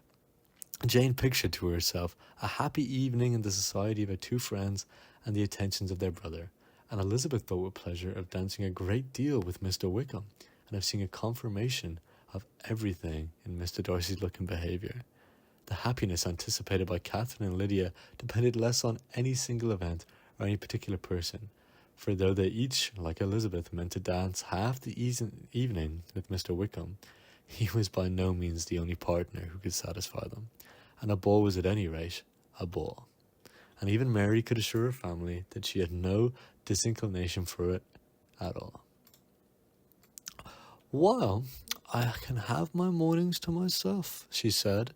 "It is enough, I think, no sacrifice to join occasionally in evening engagements. Society has claims on us all, and I profess myself one of those who considers intervals of recreation and amusement as desirable for everybody." Elizabeth's spirits were so high on the occasion that though she did not often speak unnecessarily to Mr. Collins, she could not help asking him whether he intended to accept Mr. Bingley's invitation, and if he did, whether he think it proper to join in the evening's amusements, and he was rather surprised to find that he entertained no scruples whatsoever on that head, and he was far from dreading a rebuke, either from the Archbishop or Lady Catherine de Borough, by venturing to dance. "I am by no means of opinion, I assure you," said he, "that a ball of this kind, given by a young man of character to a respectful people, can have any evil tendency, and I am far from objecting to dancing myself, that I shall hope to be honoured with the hands of all my fair cousins in the course of the evening. And I take this opportunity of soliciting yours, Miss Elizabeth, for the first two dances especially. A preference which I trust my cousin Jane will attribute to the right cause, and not to any disrespect for her." Elizabeth felt herself completely taken in. She had fully proposed being engaged by Mr. Wickham for those very dances, and to have Mr. Collins instead? Her liveliness had never been worse timed. There was no hope for it, however. Mr. Wickham's happiness and her own was perfectly delayed a little longer, and Mr. Collins' proposal accepted with as good a grace as she could. She was not better pleased with his gallantry from the idea it suggested of something more. It now first struck her that she was selected from among his sisters as worthy of being the mistress of Hunsford Parsonage, and of assisting to form a quadrille table at Rosings, in the absence of the more eligible visitors. The idea soon reached to conviction, as she observed his increasing civilities towards herself, and heard his frequent attempt at a compliment on her wit and vivacity. And though more astonished than gratified herself by the effects of her charms, it was not long before her mother gave her to understand the probability of their marriage was exceedingly agreeable to her. Elizabeth, however, did not choose to take the hint, being very well aware that a serious dispute must be the consequence of any reply. Mr. Collins might never make the offer, and till he did, it was useless to quarrel about him. If there had not been a Netherfield ball to prepare for and talk of, the younger Miss Bennet's would have been a very pitiable state at the time, for from the day of the invitation to the day of the ball, there was such a succession of rain as prevented their walking to Meryton once. No aunt, no officers, no news could be sought after. The very shoe roses for Netherfield were got by proxy. Even Elizabeth might have been found some trial of her patience in weather which totally suspended the improvement of her acquaintance with Mr. Wickham, and nothing less than a dance on Tuesday could have made such a Friday, Saturday, Sunday, and Monday endurable to Kitty and Lydia.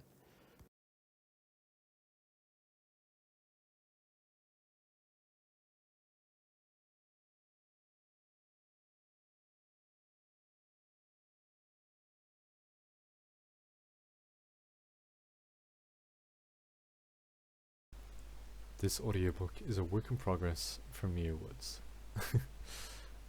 It is currently not complete, thanks to several redos.